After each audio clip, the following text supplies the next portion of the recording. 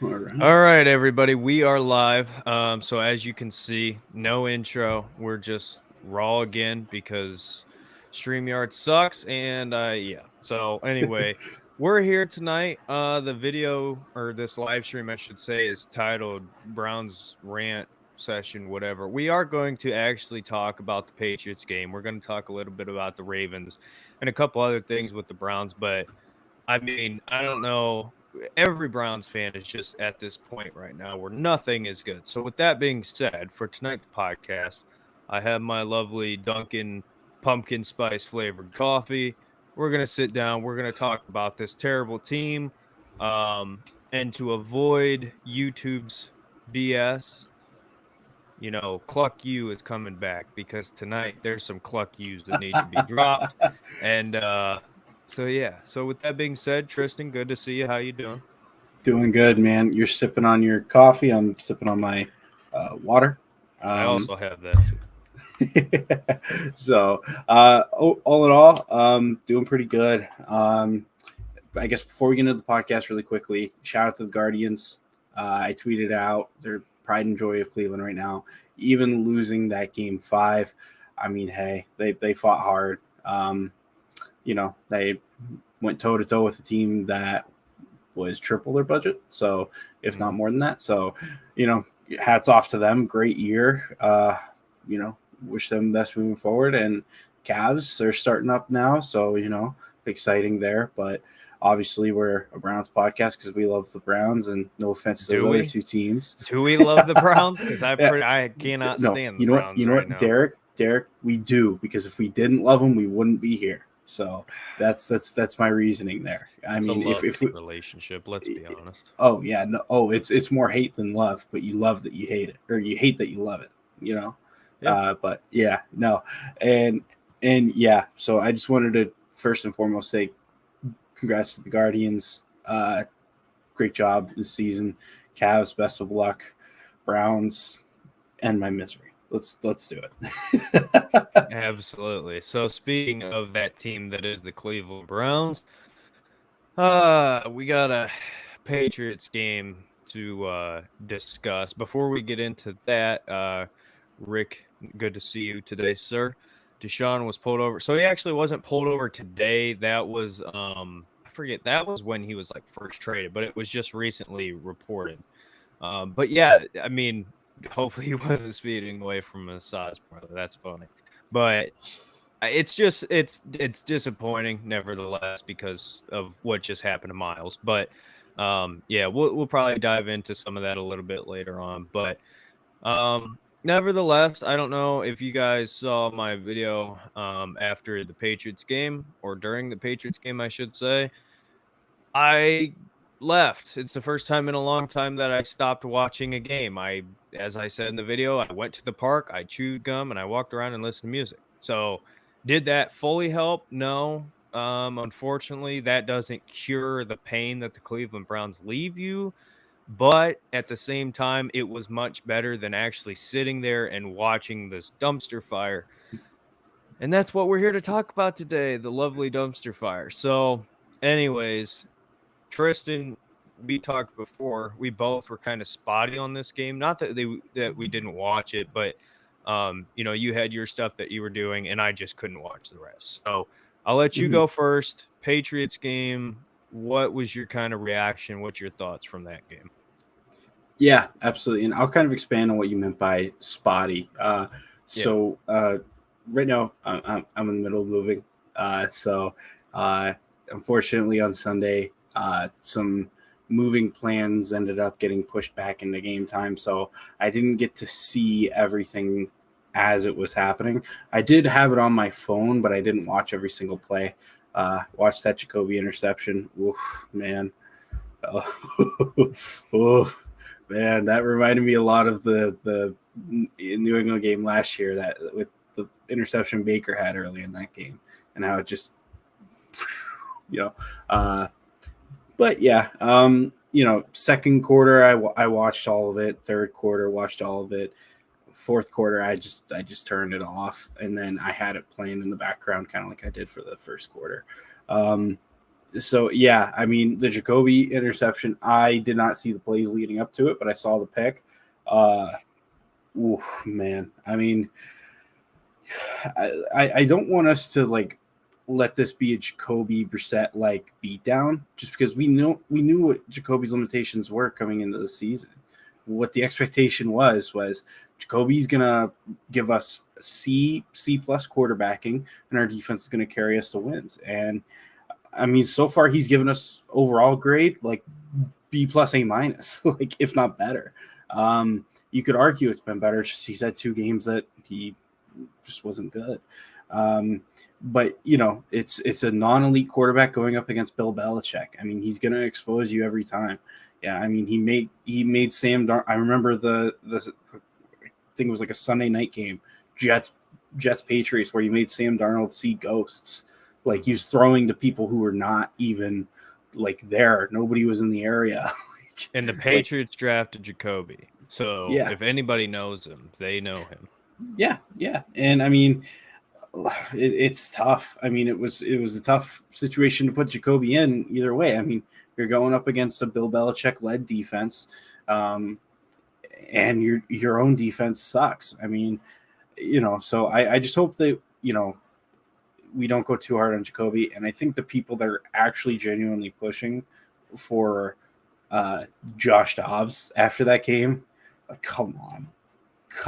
I'm sorry. Dobbs would not have done much better. And if he did, he wouldn't have been able to do what Jacoby's done up to this point outside of the first game. So, I mean, I think we're getting a little carried away with that. But I guess, Derek, why don't you just kind of give your whole feelings on the offense, and then I'll kind of go back with you, I guess. Yeah, well, first of all, we got a couple comments here I want to address. And Jaden, my brother in Christ, I love you to death. But my gosh, how can you not give up hope at this point? The only thing I will actually back Jaden on this. I personally am like this close. The only reason why I still have hope is because the quote that Jack Conklin came out with, which was that I think it was like the Titans team that went to like the AFC Championship game, like lost like its first like 4 games, like it was like 1-3 after its first 4 or something like that, or I can't remember what it was, but they got off to a terrible start, and they won their divisional games, won their division, and got back in it. These next 2 weeks, I think if they can get wins these next 2 weeks, I mean, it would be like, it would require like Jesus himself having to come down, from heaven and, make something happen. But it's what we need at this point. Yeah. I mean, yeah, shoot. I mean, hell, he's given us all he could at running back. I mean, honestly, but I think if it happens where we win those 2 division games, I mean, you're 3-0 in your division, you're winning your division. It's not so bad. Everything's in front of you, and you're getting Deshaun back. So, it's not entirely time to give up hope, but I'm not even kidding you. If we lose one of these division games, I think we can pack it in safely. I think we can safely pack it in. Yeah, so before I get to my thoughts, we do have a couple more comments. I thank you guys for commenting. If we don't get it up immediately, I'm sorry. I just try to keep comments to where we can address them all at once. That way it kind of keeps things flowing, and you don't feel like you get left out. So Steven Haslam is a second-generation money, has no idea how to build an organization. What we're watching is the product of dysfunction. I completely agree.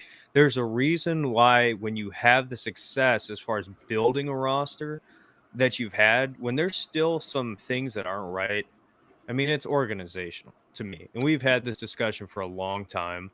But there's just a clear lack of maybe not structure, but there's just something. And at the end of the day, in my opinion, at least, it comes back to ownership to some point.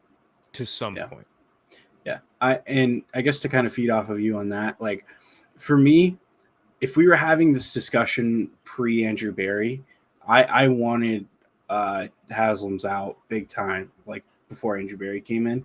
They've made the right choice with Andrew Berry, and they've made the right choice with Paul DePodesta and backing them. And not only that, but not only have they backed them as far as like, giving them the authority to make the decisions that they've needed to make. I mean, he went out and he spent $230 million on a quarterback. Like, I understand where people are coming from with not liking the Haslams. And trust me, this isn't me necessarily like saying I love them and I fully support them. It's just more me saying like there's owners out there that will not purchase, grass for their fields and indoor practice facility. I was talking until not this to year. sidetrack. I want not to sidetrack, but I talked to a guy at my work who's also a Browns fan, ironically. And we were talking, I don't know why, but we were talking about ownership and like how bad some owners are. I mean, for all the complaints we have about or the Haslams in general and the Browns, Washington, I mean, shoot, I can't remember. I don't know if it was a Commanders fan that came in or something got us talking about it, but just don't forget Jalen Hurts almost got trampled on because that stadium fell apart. Literal shit was pouring through the stadiums or throughout the stadium because of the pipe. The Titans for many, many years, they just got a new lease on a new building, but like for many years, their building was like flooding, like on closed indoor places. Like it was flooding. Like there's certainly worse owners you could have. This isn't me saying the Haslams are lovely. This is not me saying they're the best owners in the NFL. But I mean, shit, sorry. You're good.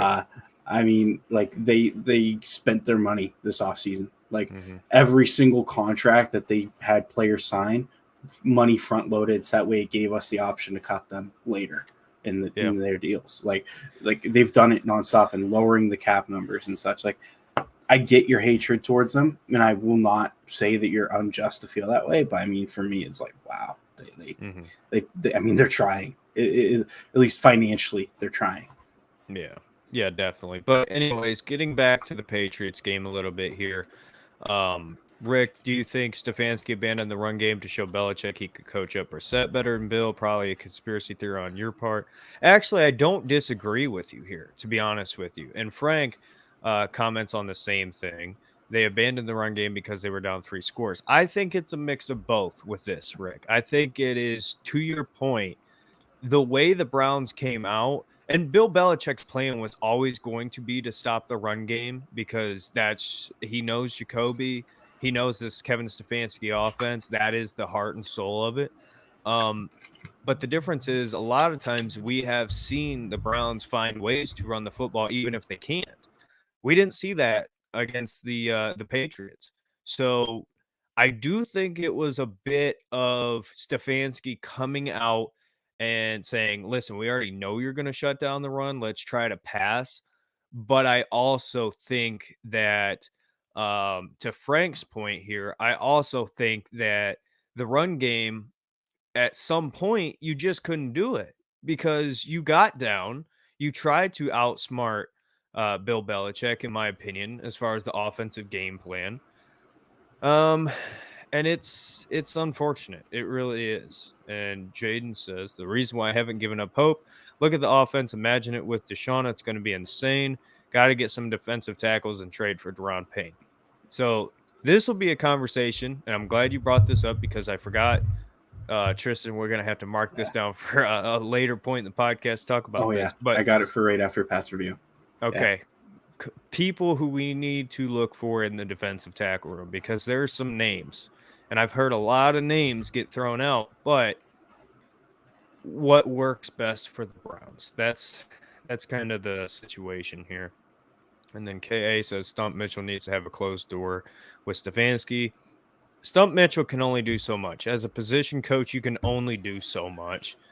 But the offense from Sunday was weird, to say the least. Like Amari Cooper was involved, but he just wasn't coming up with the catches that he normally does.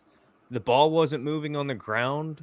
The offensive line seemed worse than usual. I don't know. It was just weird. That's the only way I can describe it. I think it was just such, like, if I can kind of branch off of that, for me at least, I think it was just because we were in such a weird position. No game, like both times we played Patriots the past 2 years, like it's been, we got the early turnover, we got down early, and we started getting away from what we usually do. And I just think that kind of took its toll on the players. Like, I mean, I shouldn't necessarily say took its toll. It just put guys in weird spots. So, yeah, I mean, I don't know. I mean, like I said, I watched like the first 2 quarters and a couple minutes into the third before I quit and left. But just from the start, you can always kind of tell game plan wise from the start. And if I'm not mistaken, in the first drive, we went empty set on the first play. The first play, you had Jacoby sitting back there by himself 5 wide. That's alarming.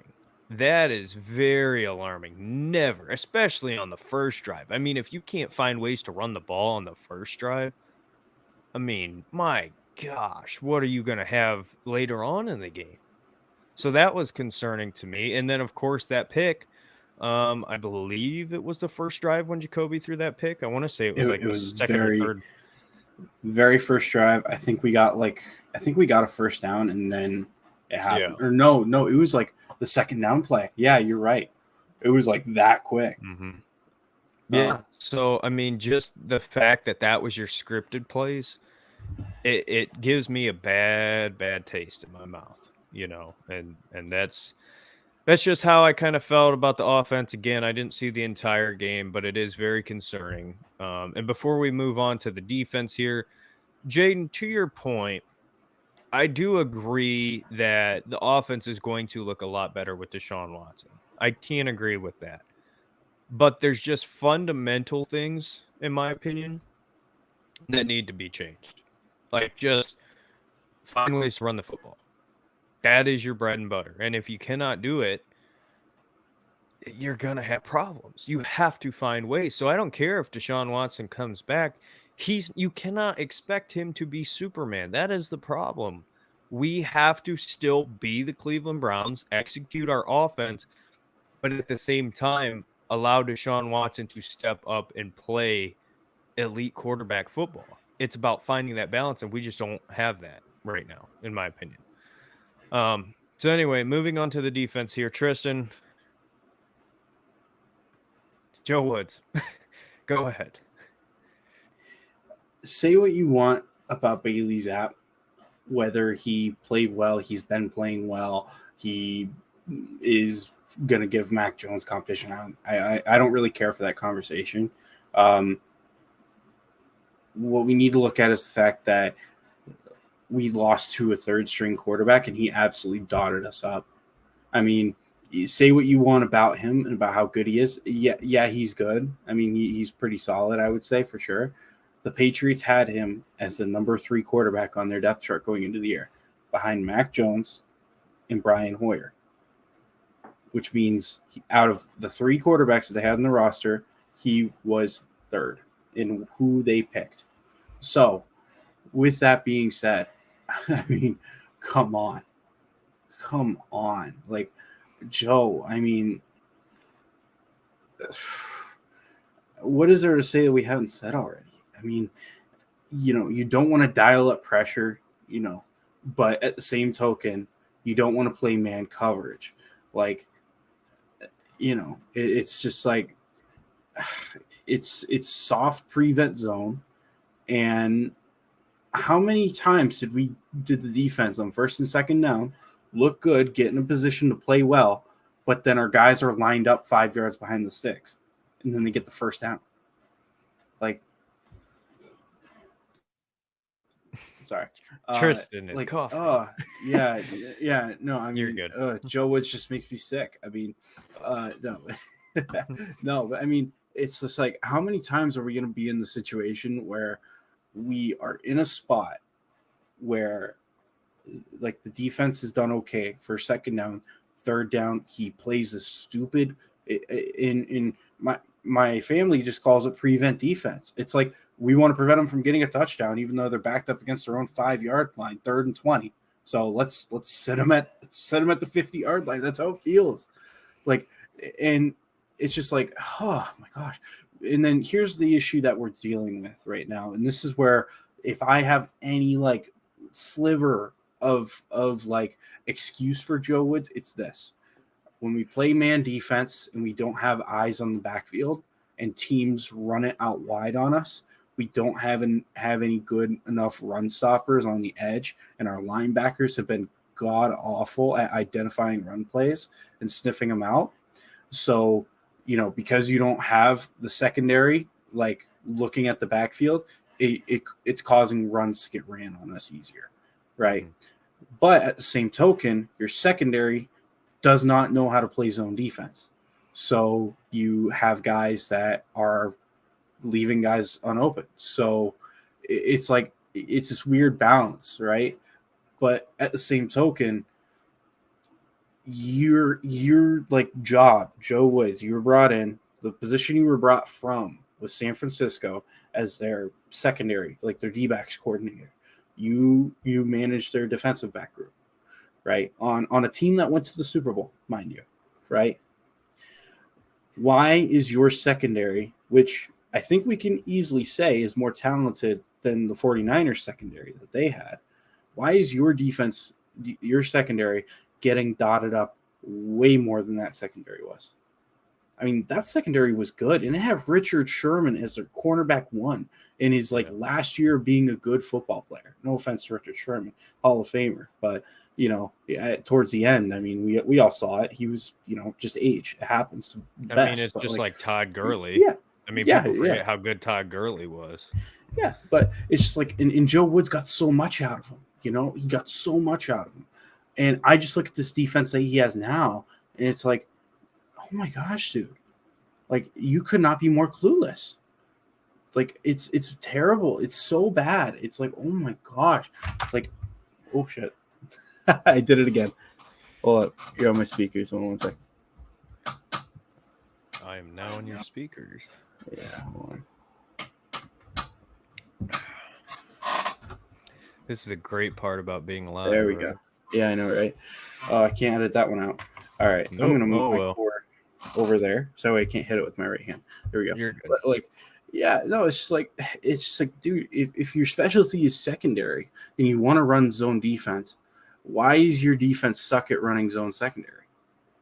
Like running a zone defense in your secondary. It's just like, oh man, it's just not good. The D line, I mean, I feel like the D line, I feel like it's okay, but we never send pressure, and the linebackers aren't helping them out. The linebacking group sucks right now. And I mean, obviously with the D tackles you have, there's not much you can do up the middle. So yeah, I just think that Joe Woods has created a big mess, and I think Andrew Berry's got a lot of work to do in the offseason. Well, this is we see a lot of people arguing about this on social media. Who's the problem? Let me make it super simple for you. It's not just Joe Woods. It's not just the players. And I forgot. Okay, Jade, I wanted to bring up a comment. So you're saying personnel, how players have played. Joe Woods is a factor, yes, but not all his fault. I'm repeating what you're saying here, just in a little bit of a different way. So here's the problem that a lot of people are overlooking, because everybody wants to talk about Joe Woods' scheme, players. Like, it's legitimately everything. Andrew Berry has blame, Joe Woods has blame, players has blame. That's how I look at it. But here's the problem. Here's why it's not working. Joe Woods came from the San Francisco 49ers.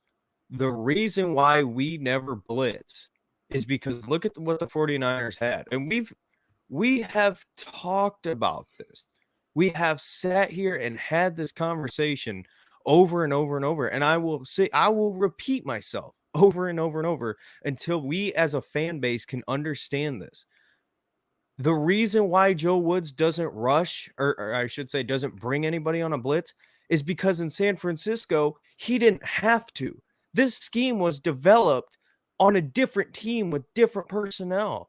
He had run stoppers. He had pass rushers. He had linebackers.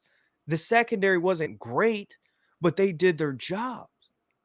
So when you look at the scheme that we have now, you cannot look at it from the perspective of, hey, it's just we're doing whatever. No, Joe Woods has a scheme.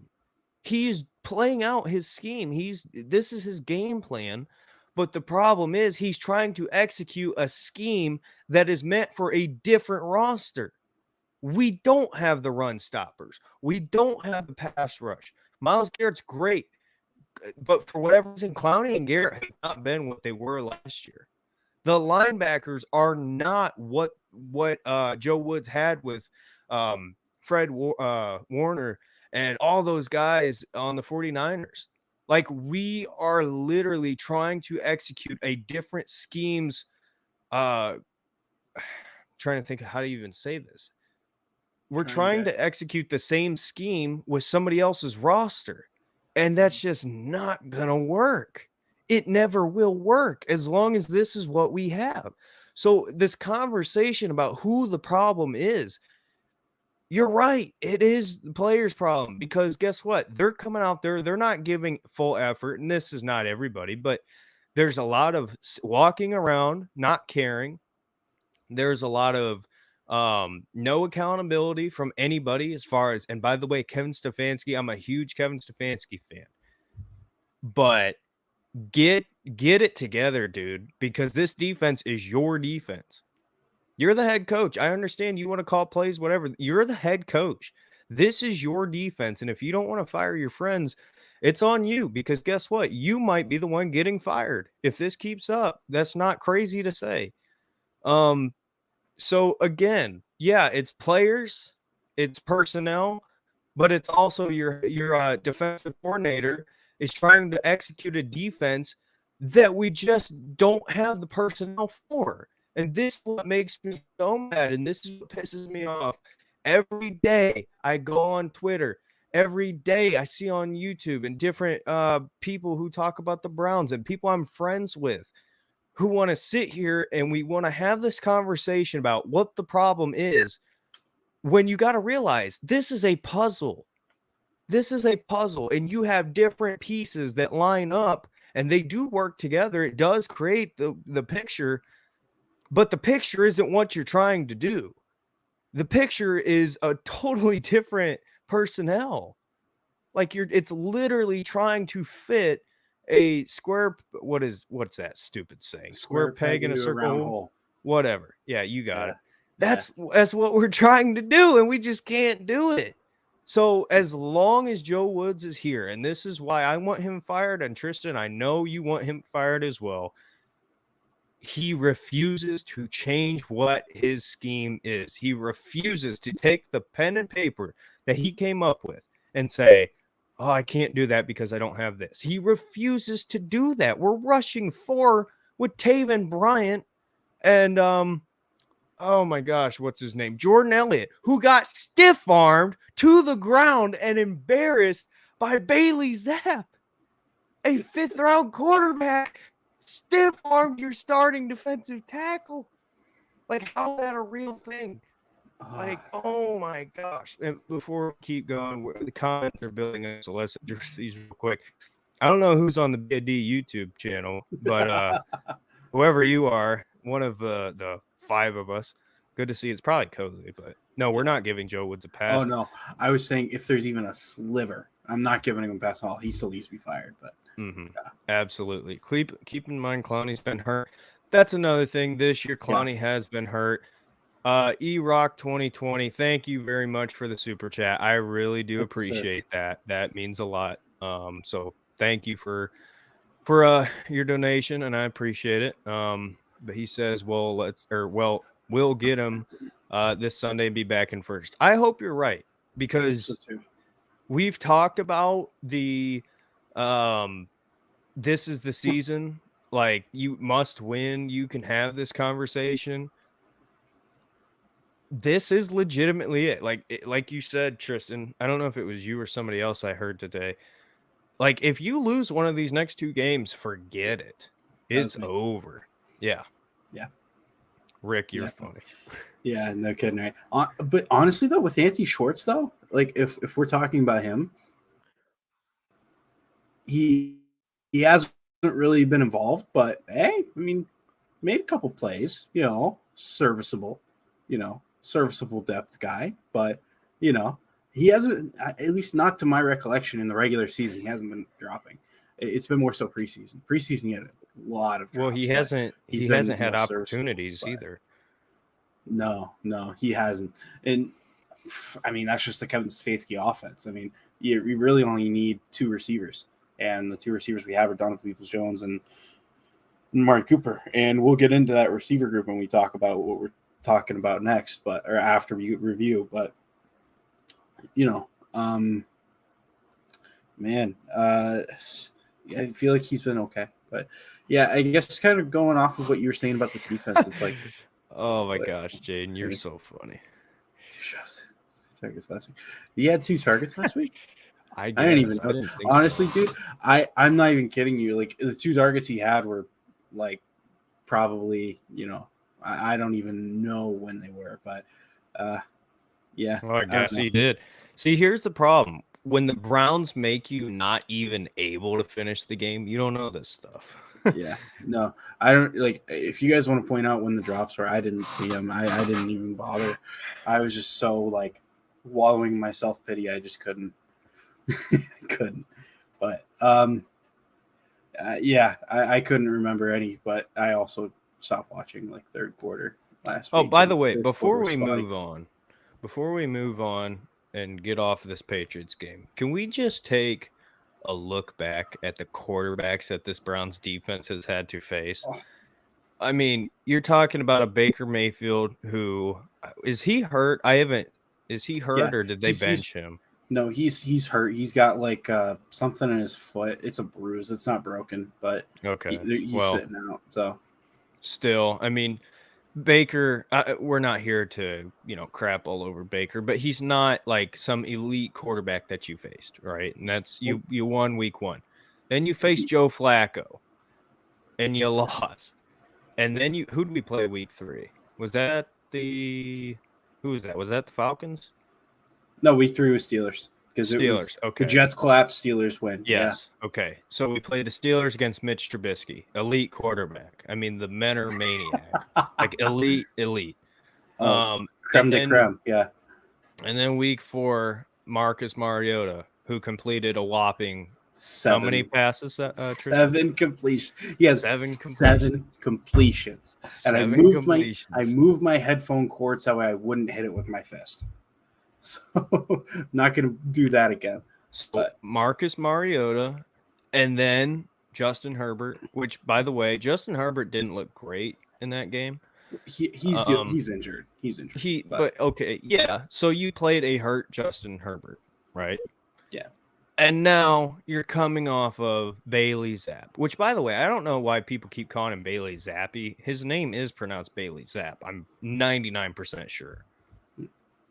Because at least in college, I want to say they called him Bailey Zapp, but it doesn't matter. The point being, look at the guys you've had to face, and look what you have next. Lamar Jackson, who is literally going to shred your run defense, and we'll talk about this later. Joe Burrow, and then after that, I don't know when, but it's like Josh Allen, Tom Brady. I forget who all we play this year, but you get the point. Like, the guys you have played against versus the guys you will play against is not even close. So, yeah. And the fact that we've got the 30 for EPA per play. Oh my gosh, this Browns team 6th ranked offensively, 31st defensively, 31st.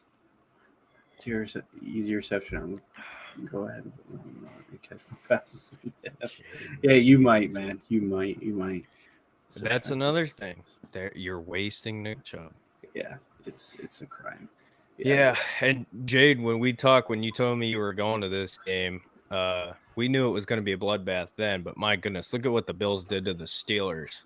Oh, it's going to be a bloodbath. Yeah, I can already picture it. Honestly, you got to bring Sage to that game.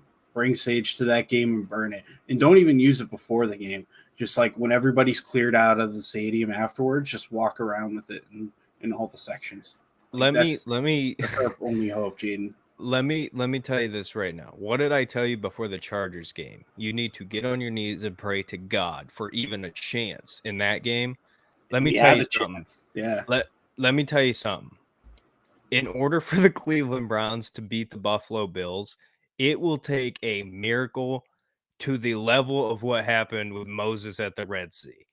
Like, I mean, it is literally going to take something of that caliber for the Cleveland Browns to beat the Buffalo Bills. And not only I shouldn't even say beat, because beats like the craziest miracle that's ever happened, right?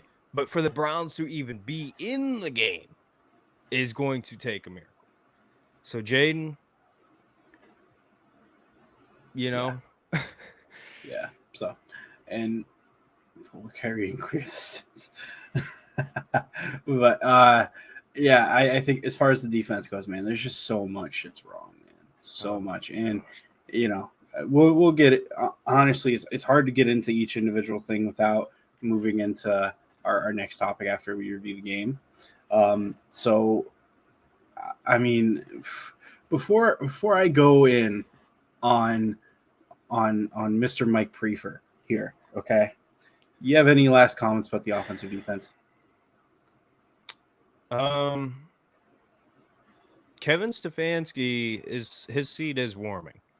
Now, with that being said, I do think they will give him a year under Watson. I don't think they're going to judge him based off of this year. But with that being said, what you have done so far this year as a head coach, and by the way, this covers offense and defense when I'm saying this, you are responsible for your defense as a head coach. Just Yeah. like Bill Belichick is responsible for his offense, even though he's not an offensive guy.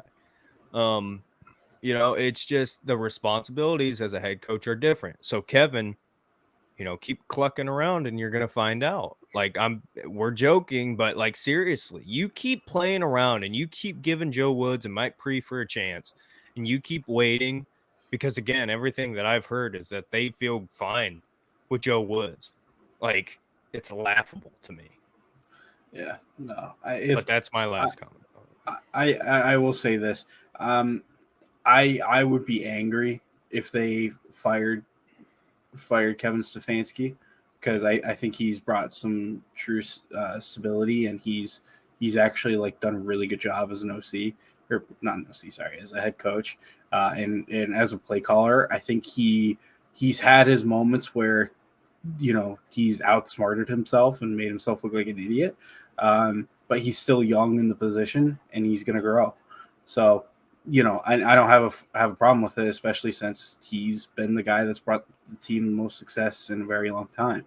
But I will say this: if we walk into next season and Mike Prefer and Joe Woods are still their coordinators, I mean, I will say Stefanski, like he will pretty much be on the hot seat, and he will get fired if the team does not do well next year. If those two stick around, and he we won't find out until like a long time after Stefanski's gone. But if like Stefanski, like it comes out like he was like pounding the table to keep his guys, then yeah, no, it would be terrible. But And it would be on him. Like, yeah, there's it only would. so many excuses you can have. And Yeah. real quick before we move on to the next thing, we have a live Twitter update because we have found out who was on the BAD account.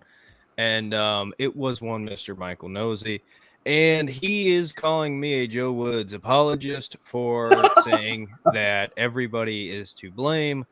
And I want you to know you, sir, are on crack if you believe that I am a Joe Woods apologist. So take your Yeah. nose and shove it somewhere because you clearly didn't. It's funny because with your Dumbo ears, you clearly didn't listen to a damn word that I said. So now I literally am going to have to defend myself on Twitter as soon as this is over. So thank you very much for the people that will not listen to this and actually hear what we said on this here podcast, because now everybody's going to accuse me of being a Joe Woods apologist because you don't know how the English language works. So Dude, anyway, you have true hatred towards Joe Woods when you have to like rant about somebody calling you a Joe Woods apologist. But Exactly. Cozy is a bum. I agree. No, I do want to I do want to say like before I move into special teams. That caught me so off guard. Cozy is a bum. Go back to But I almost spit out my coffee. Yeah, no kidding, right? I do want to say before I go into my Mike Prefer rant here, outside of 2 games which he played against a Patriots defense coached by Bill Belichick, which will always be a tough game, no matter who you are, like no matter what, that's going to be a tough game. And besides the first game of the season, his offense has looked great. Like it's looked really good. So I don't buy into this like Stefanski can't be calling plays agenda. I just think that I think it's disrespectful to him, quite frankly.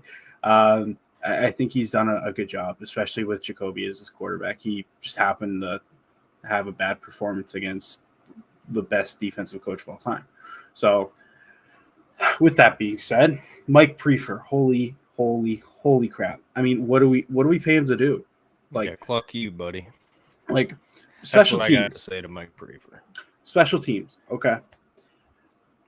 What is your job as somebody who makes a living doing special teams work, right? Well, first you got your kick returns and your punt returns. Okay. Oh, the jokes that are going through my head.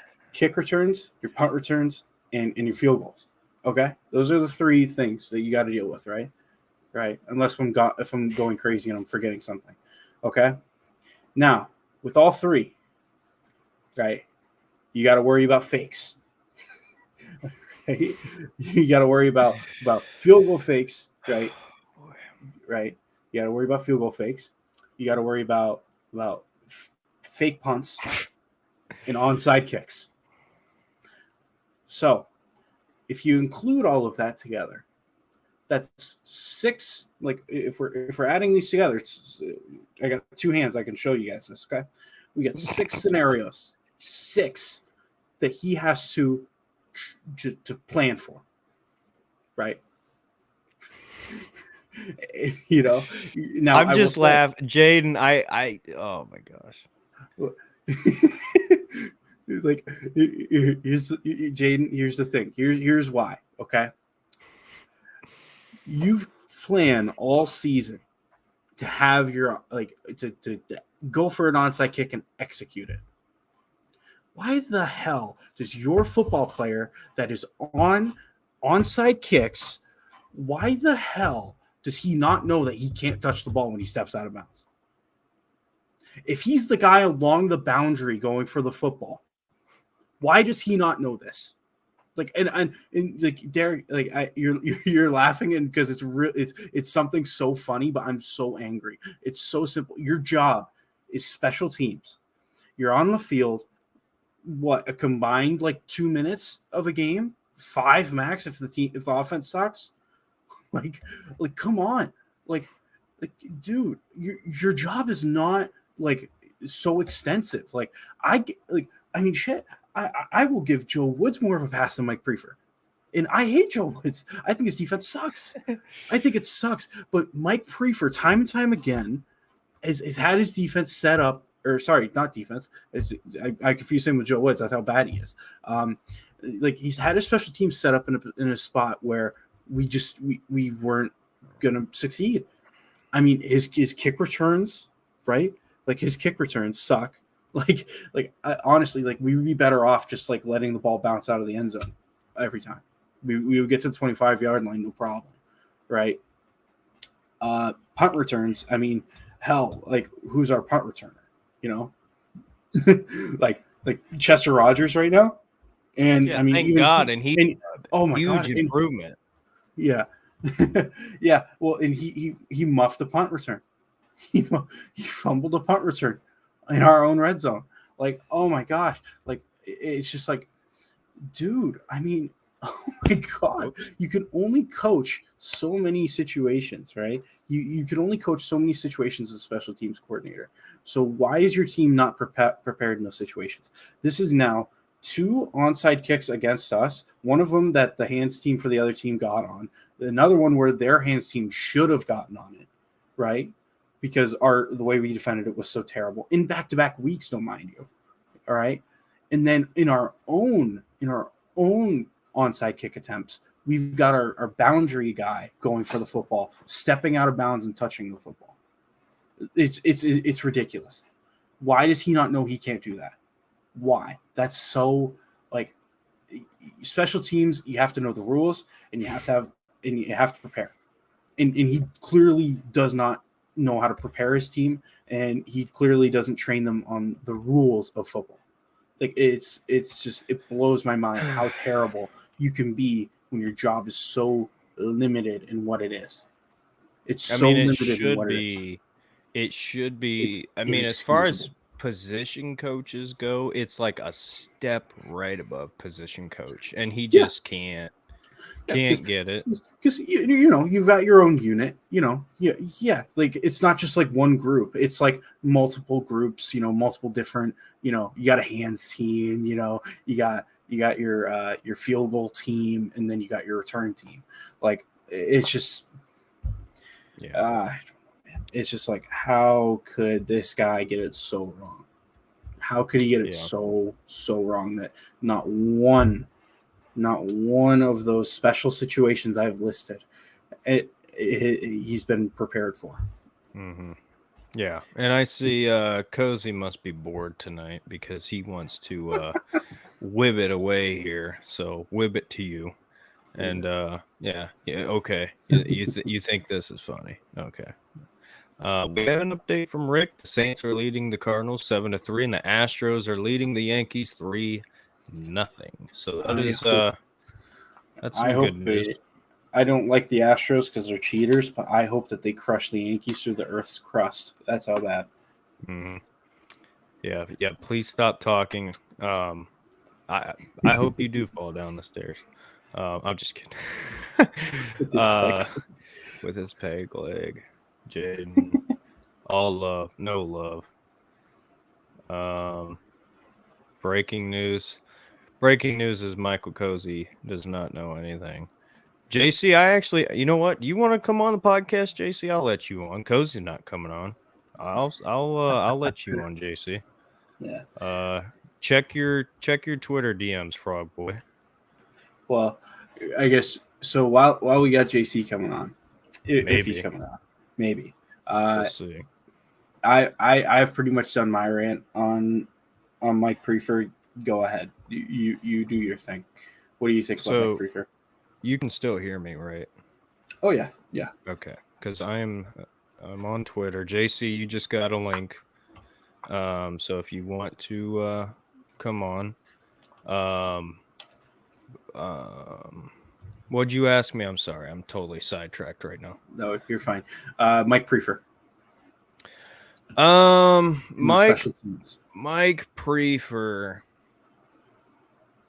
It's amazing to me again because, like I said, literally you have position coach and then you have special teams coordinator. Like it's a simple job, and even just as something as simple as lining guys up, right? He just can't do putting guys in the right position. He just can't do. I don't understand it. He shouldn't as his returner.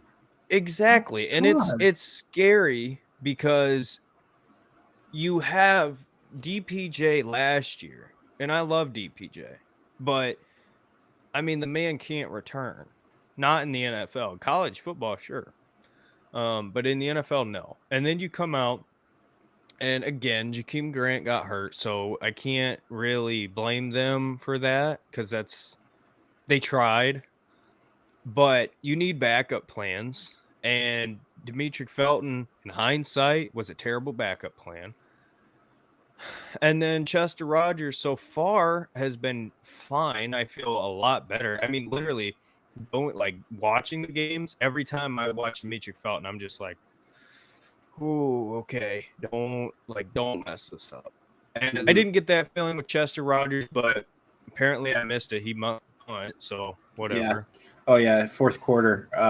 Like when they started to absolutely dog us. As the Patriots started to actually like completely dog us. What started it was defense actually got forced a punt, right, and then ball was punted to Chester, and he like hit right off of his chest, fell straight down. Patriots covered it right in the red zone. So, and Shout out to you. Go ahead. Then after that, the Patriots ran one play, and I'm not even kidding you. It looks like the whole defense just stood still, and they scored. That was the snippet of the fourth quarter I watched. After that, I turned it off. I was like, no, I couldn't. So, yeah. Before I forget, shout out to you, Kid Wilson, longtime friend.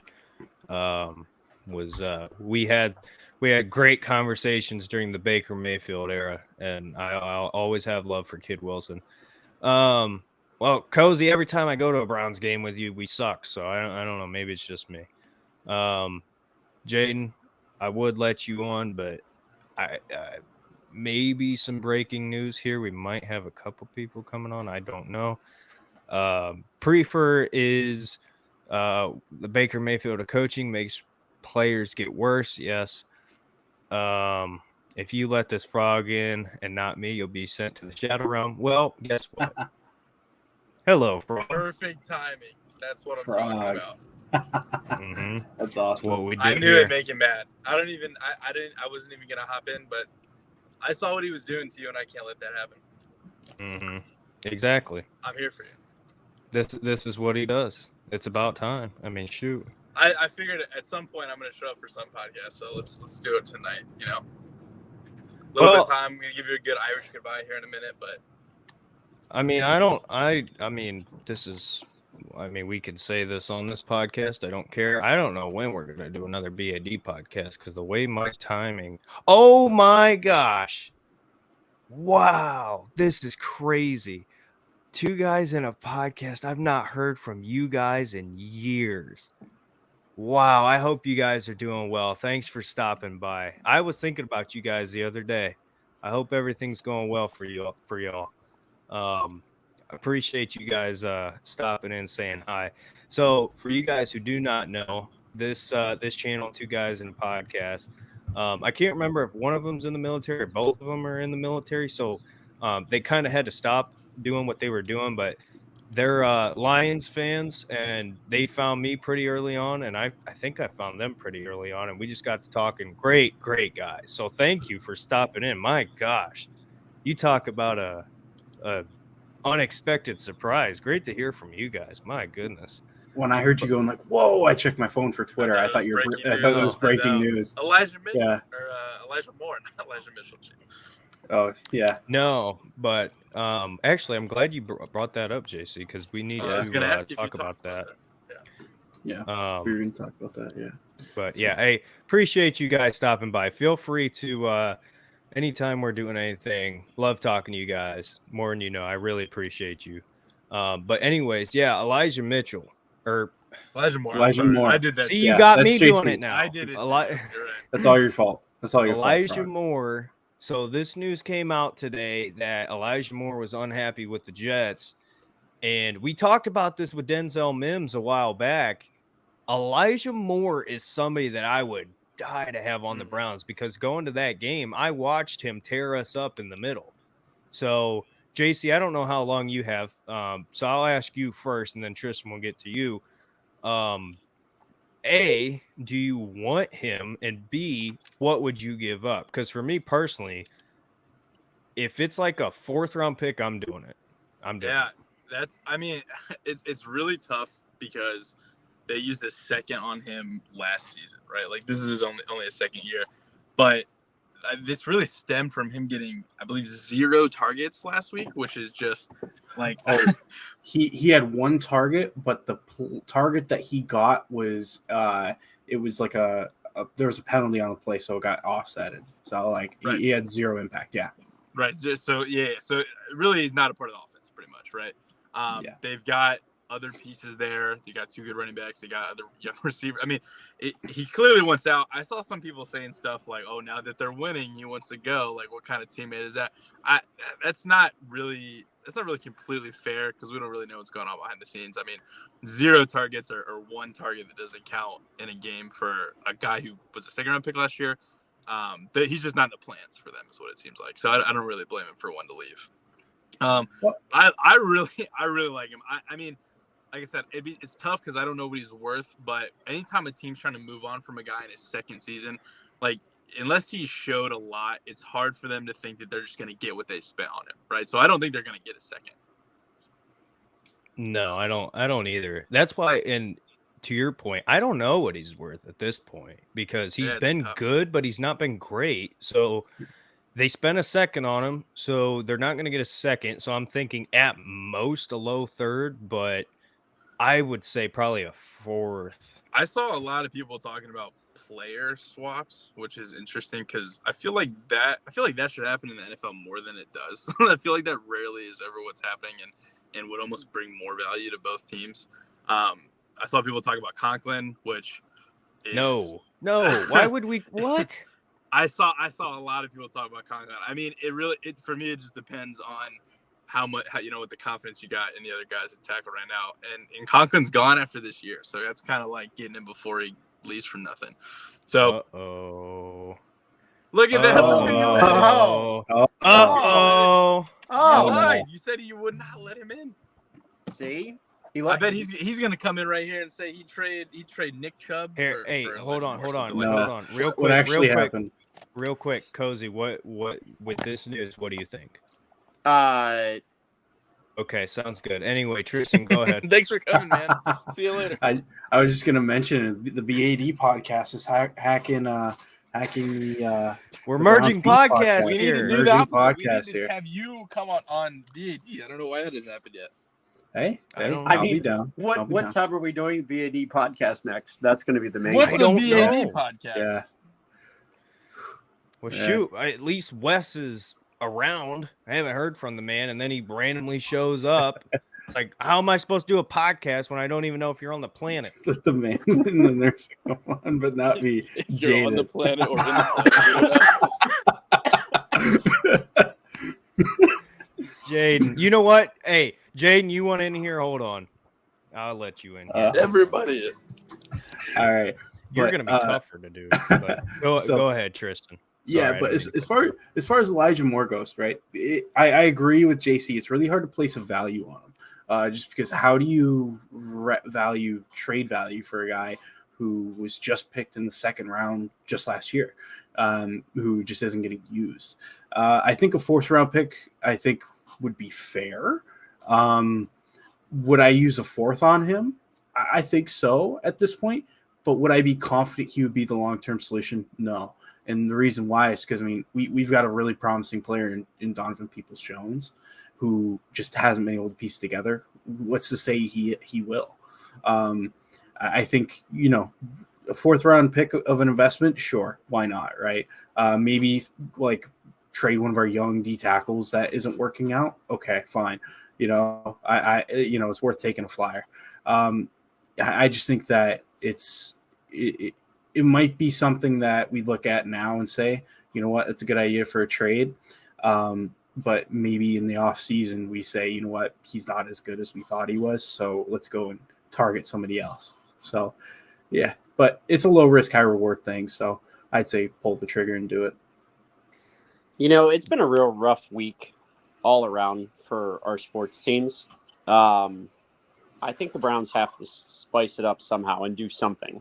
They have to do something. And I'm not just saying that because, the other teams are having, Cavs just lost Garland for a few weeks. And obviously with Guardians lost Game 5 and lost Game 4 at home. But, the Browns have to do something to get this team, a spark.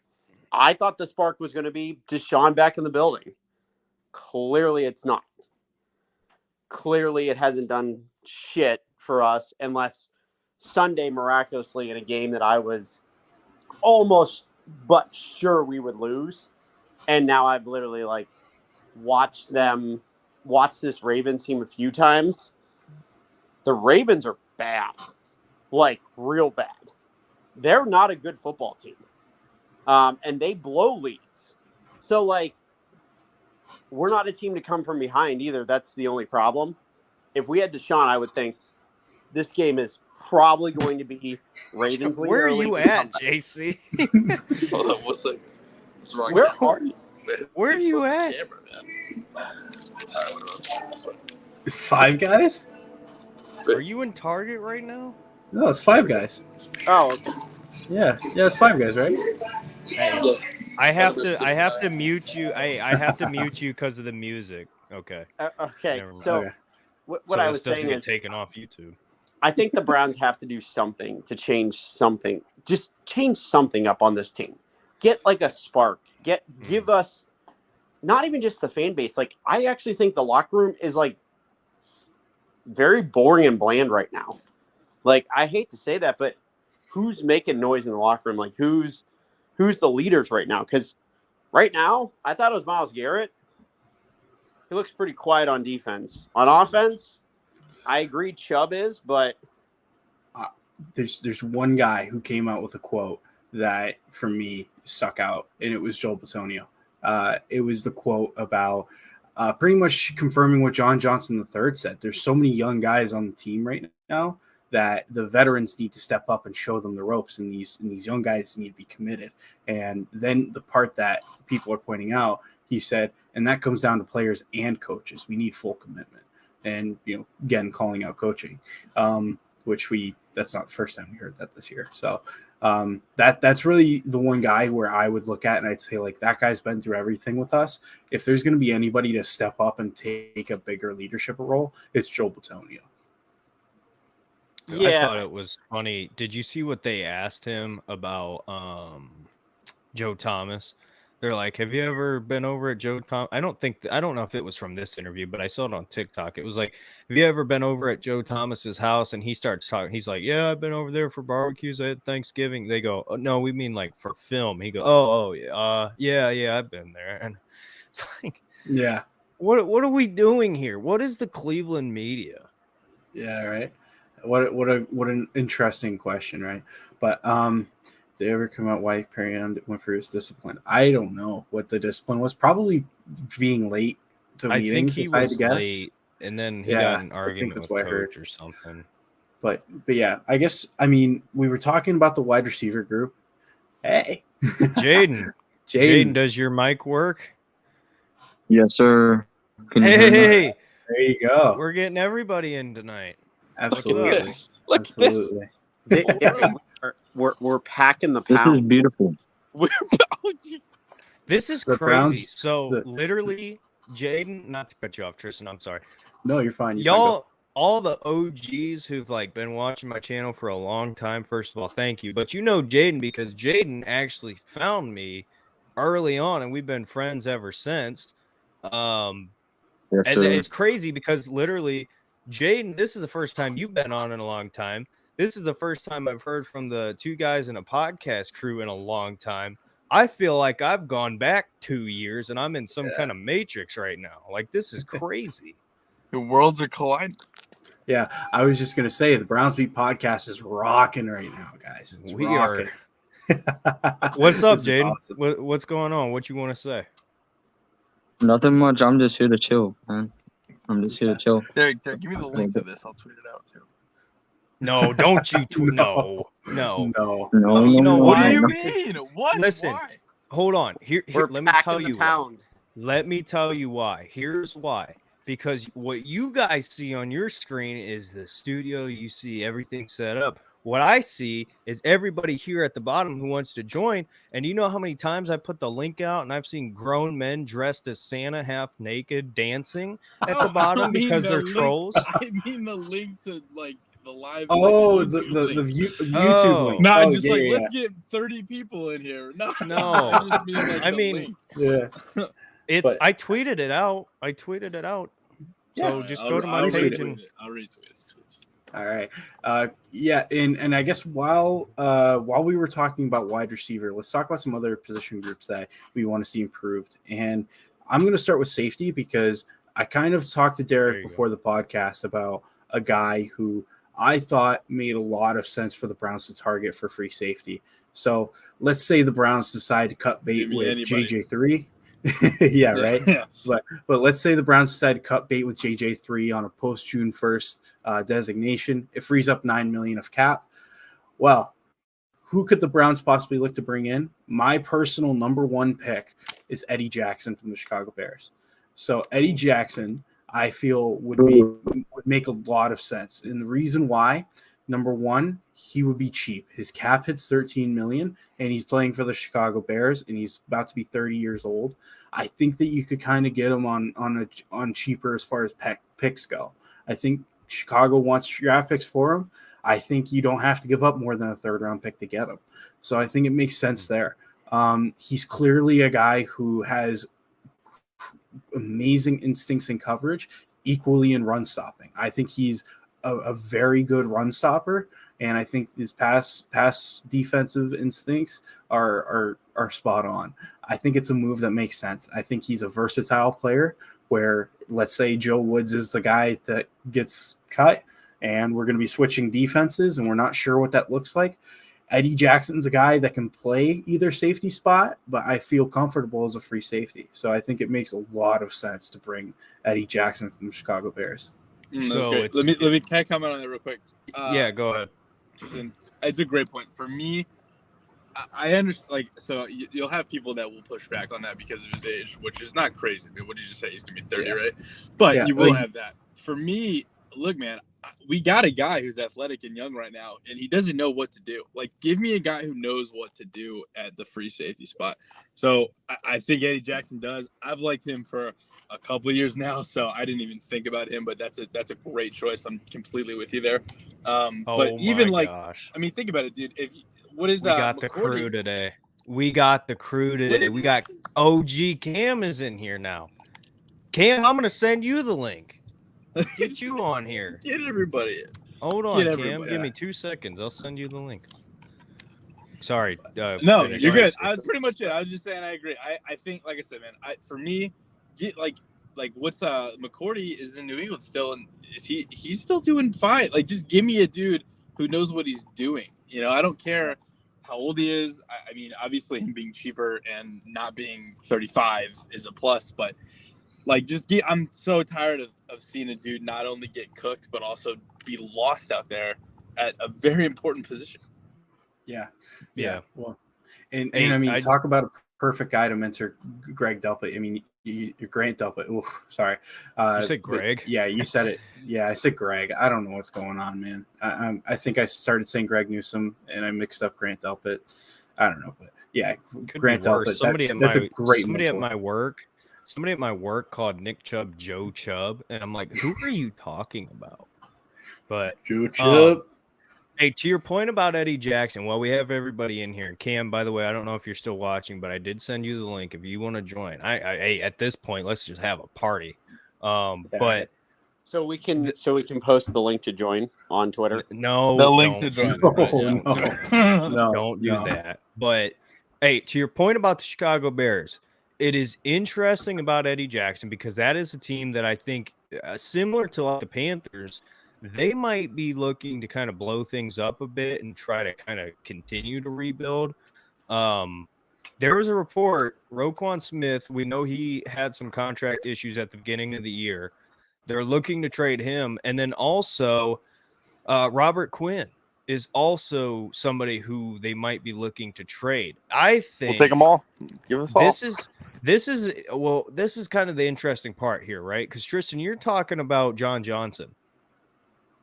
Roquan Smith is somebody that I love. I would kill to have Roquan Smith. And here's Cam. We're having a party tonight. But Roquan Smith, if you can find a way to get him, he's going to want a contract extension. That's the only problem. But if you can free up that money with John Johnson and you can kind of shift things around, because Clowney's not going to be here forever. So even Robert Quinn, if you want to look at that, the Bears are an interesting team. If you take those three guys and call and say, hey, what would it cost for Eddie Jackson? What are you looking for Roquan? What are you looking for Robert Quinn? I would call. Well, The only thing I will say to combat that is we've been able to pay Anthony Walker subpar linebacker money and get great production out of him. And before he went down with injury, he was fantastic. So for me personally, I think it makes more sense to do the deals for Robert Quinn and Eddie Jackson just because they are older players that haven't hit their prime yet. I think that you could get a better deal for those guys. And I also think that re-signing Anthony Walker is just as good of a move as bringing in Roquan, especially for as much as it would cost to get him. So that's just me, though. So I will say this. The Anthony Walker you're talking about, he's under contract for what? Another year, 2 more years? He might never play again. Okay. No, so he's this was his last year. He signed a 1-year deal this offseason. Yeah, I thought it was a 1-year deal. Okay. If he does play again, I think it's a mandatory that we bring him back. Mandatory. Because I was not a huge fan of him. I'll fully admit that. This year, unfortunately, he started playing very well. And I became a huge fan of his. Yeah, unfortunately. And then he got hurt. Well, yeah, that's because you like him, Cozy. You know, you go to the hospital, he goes to the hospital. So. Oh, God. Hey, before we move on, Cam, what is up, my guy? Dog, hey, I talked to Anthony Walker the morning before he got hurt, bro. I feel so bad. Are you serious? Bro, I literally talked to him the morning of the game, bro. And then the injury happened, bro. I felt so guilty, bro. That's crazy. Yeah. Man, at this point, man, oh my God, watching this defense live every Sunday, bro, is pretty bad. Like, bro, for real, bro, I would not be mad if we let go of John Johnson, bro. And to be honest, he looks like completely dog shit out there. I brought it up last week. Yeah, he's done one thing this year: took off his helmet, stood up for his player, and that was about it. He basically gave the other team yards for doing that crap. Yeah, well. And yeah, I mean, it became a hot topic on Twitter this week as far as like, would you cut John Johnson at the end of the year? Would you restructure his deal and everything like that? And I was talking to Derek before the show. That was something that I brought up on the last podcast, and we both kind of thought, there's a debate there. And I understand people who say, let's keep him because he's had his moments where he's shown his value. He just hasn't shown it in production for us. So, it's. Mm-hmm. Well, and Tristan, what were we talking about before? It's literally, it's not that the guys we have are terrible. And yes, that is a part. I do think, again, repeating ourselves here, personnel is a problem. Yeah. But Joe Woods' scheme is not allowing John Johnson to do what he does best. So if you're not going to allow a player who was a Pro Bowl caliber safety, who was looked at the time when we brought him in, he was looked at as like, this is going to make the Browns a contender. Like, this takes us to the next level. If you're not going to let him do what he does best, why are you wasting the money? Because using him the way we have is going to do nothing for you. Nothing at all. So if you're not going to, if Joe Woods isn't going to change, and looking long term, if the next defensive coordinator you're going to bring in, if Andrew Berry feels that that's a waste of money there, move on. Go grab somebody who can play that position more like you want it. Move Delpit into the strong safety role. Have him playing more up in the box and playing downhill because he's terrible backpedaling. Like, I don't know. You got to figure something out here. And that's kind of the frustration is it's like, I don't know. Yeah. And before I forget, Cam or Jaden, have either one of you talked to Mari? Let's keep this party going. Is he want to get in here?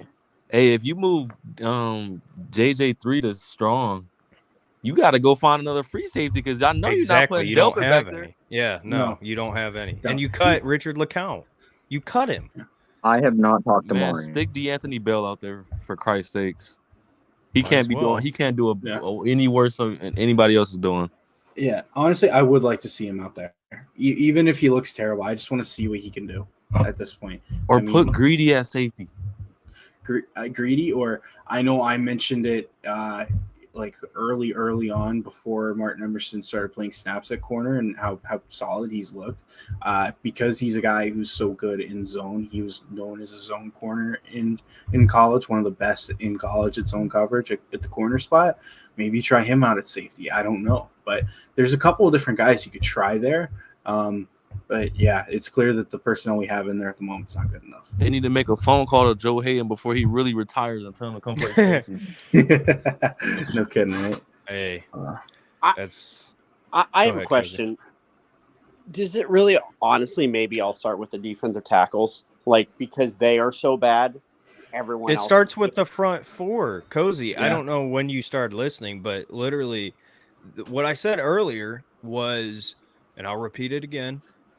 Joe Woods' scheme starts up front with the front four. On the 49ers, you were able to just rush four. We don't have that here. So that's why we're rushing four. We're playing the same scheme. I know. That's when I call you the Joe Woods apologist. Oh, yeah, that's right. Yeah, because you want to start lies. You want to start fake news. Yeah. My gosh. Oh, we got Phones is in the house. Hello, Phones. Nice to have you here. Phones! This is crazy. How did you know my name was Phones? This is the most energy the Browns Beat podcast has felt in weeks. Let me tell y'all something real quick. Tristan, it's what so did I depressing. say? What did I say on our last podcast?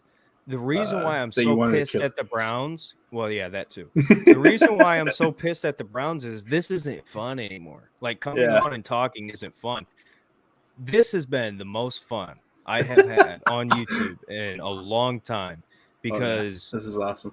Like, I honestly, I don't know how much longer we're going to go, but everybody who's come on, everybody who's stopped by, whether if you've commented, if you're from the past, whatever, you have no clue the just level of kind of rejuvenation of doing this that you've given me tonight. Like, I'm genuinely so thankful because I didn't know what tonight was going to be. I didn't know how we were going to get through this because there's only so much ranting we can do, but this has been awesome. And if you want to come on, Phones, I'll do I have your number?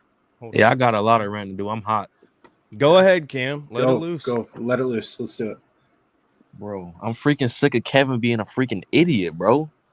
Like, bro, at the games, man, we be there every Sunday, bro. The crowd is chanting, chub, chub, chub, chub, chub. He still doesn't run the ball. Bro, we will be lucky if we see 2 run plays back to back, bro. Cam, why did we start this game 5 wide? The first play, 5 wide. Why would they do that? So super. Make Jacoby go deep the first play. First 2 plays, because the second play was the pick.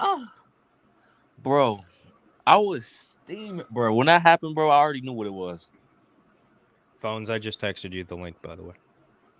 I'm not. So Cam, Derek has my number, and I have season tickets. And Derek texted me immediately as soon as they go 5 wide, and he goes, "As soon as I saw empty set, first play, I knew you were pissed already."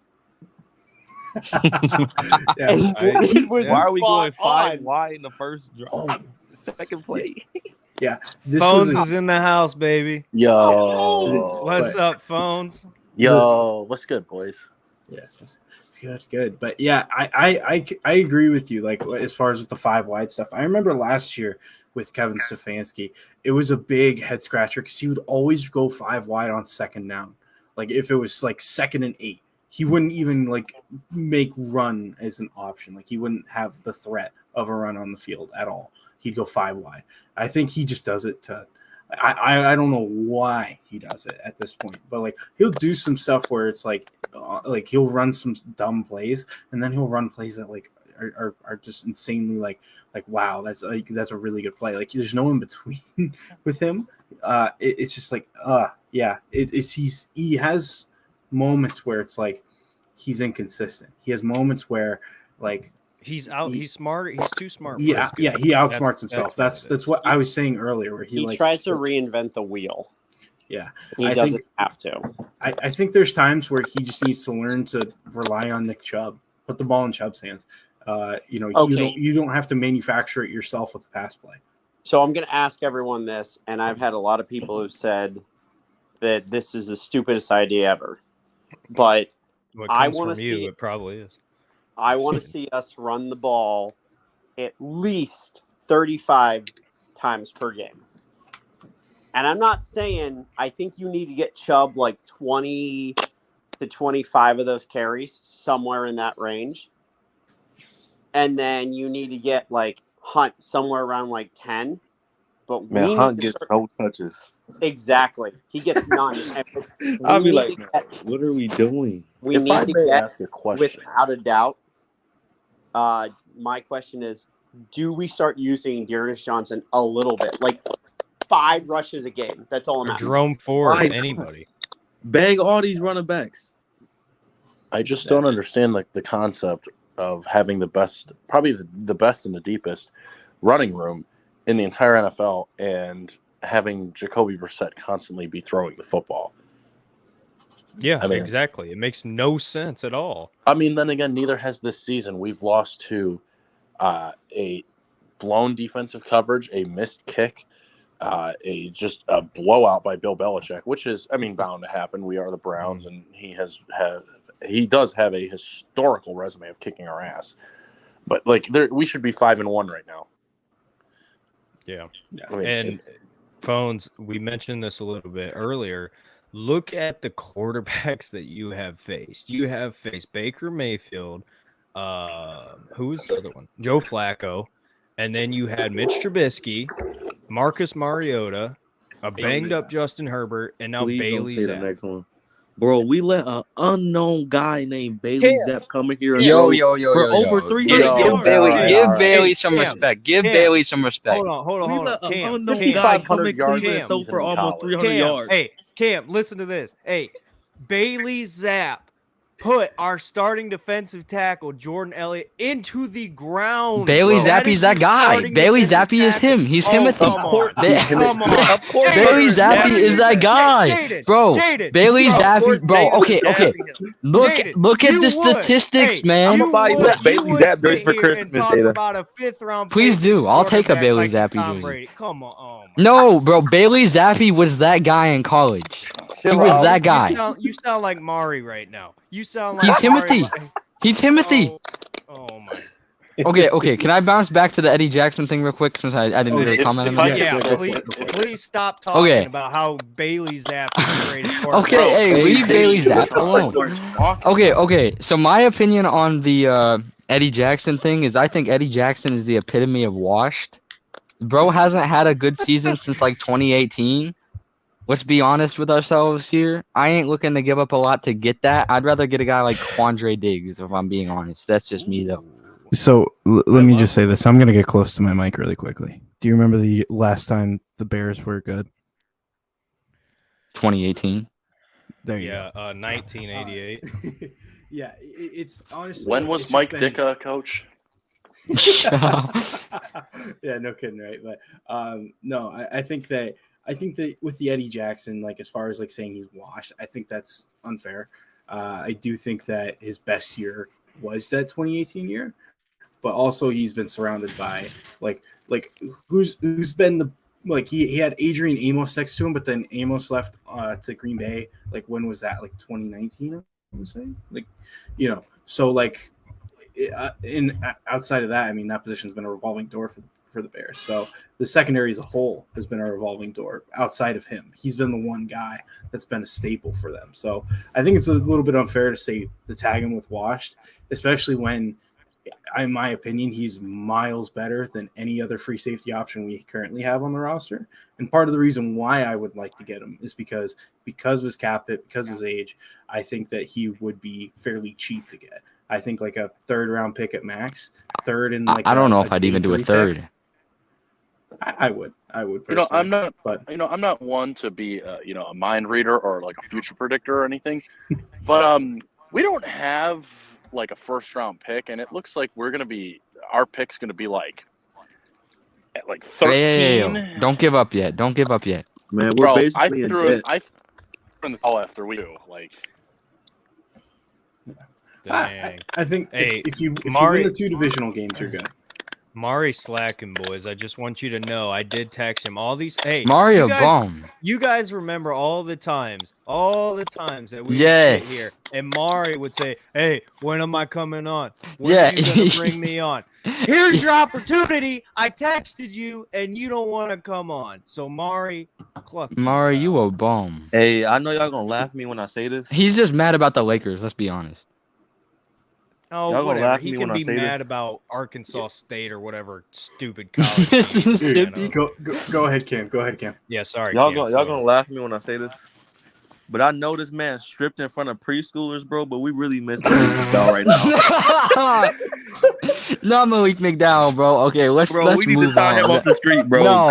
'cause, bro. No. Not Malik McDowell. Not Malik McDowell, for God's sake. Bro, For hey, God's you sake. know Bro, I what? will admit, on Cam's behalf, Malik McDowell was a baller last season. Bro, Yeah. he Let's was be honest.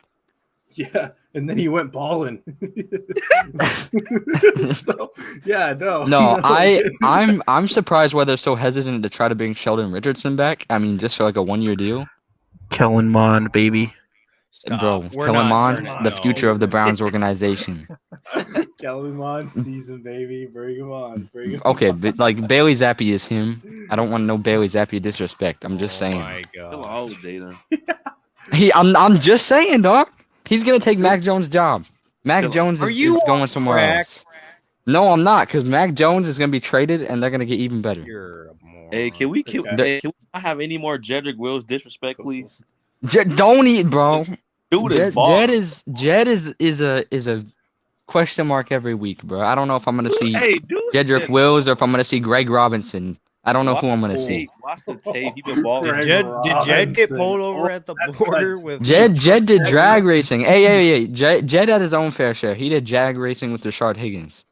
Oh yeah, he did. Yeah, that's true. He did do. Yeah, that's right. Apparently, that's That's just a very- theme within the Browns organization. You got Miles flipping Oh, cards. that- You got yeah. Rashard Higgins. You got Deshaun Watson. Okay, gets that's traded dumb, bro. and- Everyone speeds, and then of Hey, course they have to make it. Oh, it's Deshaun. Hey, So Don't forget about Antonio Callaway.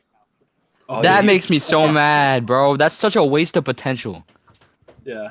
Oh, he was. I so was, good. bro. I was about to get a Callaway jersey. I'm glad I didn't. I would have been so mad. That makes now what is he just a bum free agent, just kind of floating around the market? I think he's Bro. on some teams like practice squad, or he's like a. He was special on the teams guy. Dolphins. Yeah, he Yeah, got kicked off the yeah. Dolphins. And then, And then he went to the was on Chiefs. Yeah. Yeah, he went to Kansas City, and then now I think he's just floating around. But It- I guess. Sorry, go ahead. go ahead. Can we swap Anthony Schwartz's brain and put it in Callaway's brain? Because No, put it in mine. Callaway- I got better hands than that man. I'm gonna go into the game right now. Hey, Schwartz Callaway- was wide open in the end zone on Sunday, bro. He would have dropped it anyway. I don't care if he's wide open or not. He's gonna get it right in his hands and fumble the rock. It was nobody. You think he still would have dropped it? Yes, He was it's Anthony Schwartz, man. Like, bro would have like, and if he did catch it, he would have pulled what he did in that Kansas City game and fallen over. Bro, this dude walked into the stadium by my section, bro. He had a Schwartz jersey on, bro. Oh, That's disgusting. I hope you pushed him down the stairs. I just watched You him should. walk to a seat with a Schwartz jersey, and I'm like, He bro, probably come dropped on. his drink on the way up to the stands. Hey, it could be worse. I don't know if y'all have heard, but Michael Cozy loves Cade York so much to the point where he kicked his, So you're the reason he missed. he kicked his drink on the poor lady in front of us at the game.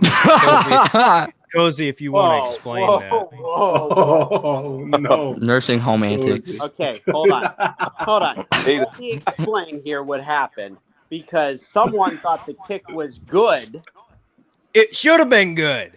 and jumped onto me basically, and that's when my foot kind of went flying a little bit. and it No, kicked over the drink. no. Oh yes, Hold yes. on. No. That's Yeah. that dementia hitting. No, That old man's getting older every day. Exactly. left It's the before the dementia. kick. You know what I saw? This is what I saw. I saw Michael Cozy sitting up there watching his idol, his favorite player of all time, Cade York, Cade York. line up for the kick. And I saw Michael Cozy right here. Did he You line can't up for the see my- kick? Lining up with him. You can't see my feet, but he lined up on that Oh, line. God. He took a step back and he waddled his ass over to where the drink was and he kicked it and he said, "It's good." And Cade York missed, and the lady in front of us got a shower of Coke.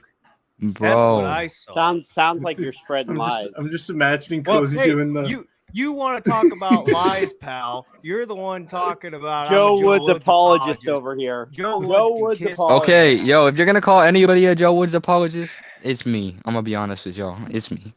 Yeah, explain yourself Oh, because you're please. sitting Okay, here. so my theory, man. All right, so if you look at our defense from last year, look at the statistic wise, our defense wasn't even good until like the last quarter of the season. Yeah, I because truly he think sucks. no, I truly think that, and I'm not gonna lie. Look at how bad Grant Delpit's been. Grant Delpit must be the worst safety of all time. I swear, this man is so bad.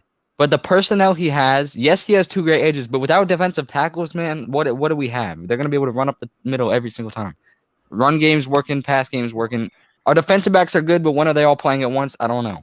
It's Hey, like Jaden, you know what pisses me off about Grant Delpit? what? Do you that he's remember? bad? Do you remember when we drafted Grant Delpit? Bro, you were What- so what did- happy. You said what did- defensive player of the year. You said defensive player of the year runner up. That's not what I'm mad at. What was Mari? What was Mari saying? Oh, Grant Delpit's gonna be a bum. Oh, he's Yeah, gonna injury. suck. Oh yeah, I remember that. We all tried to talk him out of that too. He's Mari was right. Mari's laughing right now. I Mari's hate just it when rocking. Mari's right because the way he says things just I pisses me know, off. but like, I mean, Grant's a good player, but I really think you got to put him in the box. I think you got to put him with JOK. I Yeah, don't think we he can use do him anything wrong. out on his own. We should have. We use everybody wrong. You gotta use JJ3 the same way. They expect JJ3 to play one quarter of the field whenever JJ3's main thing on the Rams was to travel all over and make plays. Bro, Like we it's traded JJ3 instead of freaking Troy Hill. no, Troy Hill's a bum too. Troy Hill was nice. Troy Hill was a great bomb. last year. He was getting, bro. He got sacks. I don't care. He's Blitz Boy 2.0. He's but the like, only one that Joe Woods wants to blitz. No wonder we Yeah, don't but blitz I mean- because the only guy we want to blitz is he on the blitzes different JOK. team. He blitzes JOK. Yo, hey, JOK is overrated to me. I'm not gonna lie. What? Don't say that. Do not say that, Cam. I swear. He is a little overrated to me. That's all. JOK is my guy. Do not do that to me. I'm sorry, I- Jaden. I'm just saying. Cam, JOK ain't overrated. Cam, I will add on to you. I will say this. I don't think he's overrated. I think this year he is having a terrible sophomore slump. I'm gonna I kill think myself. I think. Listen, Y'all are making the worst takes. Oh my god. No, but I'm you gonna sit there. say You that. sit there. He's You not sit even there having a saying bad. Jaden. He's not even having a bad year. Like Here's he's the not thing, you having. can't- No, but here's the thing: you can't sit there and say that he's having as good of a year as he did last year. Last year, where he would come into games, and quite literally change our defense, our front seven. Like teams would not be able to run on us because he'd be so wanna quick know- sideline, and now it's like I've got it's a not little the thing. same. You want to know It's not why? the same. Because we don't have defensive tackles. He needs people up there to be able to like. He can't do it all. It's like he's got to have That's people fair, up front. but He was That's- making all it's types a of fair overrated argument, but- tackles. What'd you say, Cam?